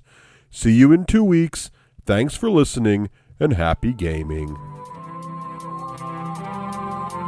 The theme from Total Fangirl comes from the soundtrack of The Last Night on Earth, the zombie game, courtesy of Flying Frog Productions, and is a composition of Mary Beth Magalanes.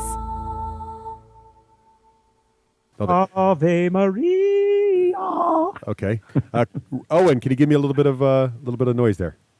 Nidwyn gofyn bywyd moethus, I'd be my battle I'm on. How's that? That's great. I'm going to sell that right now. Here we go. Excellent. Excellent.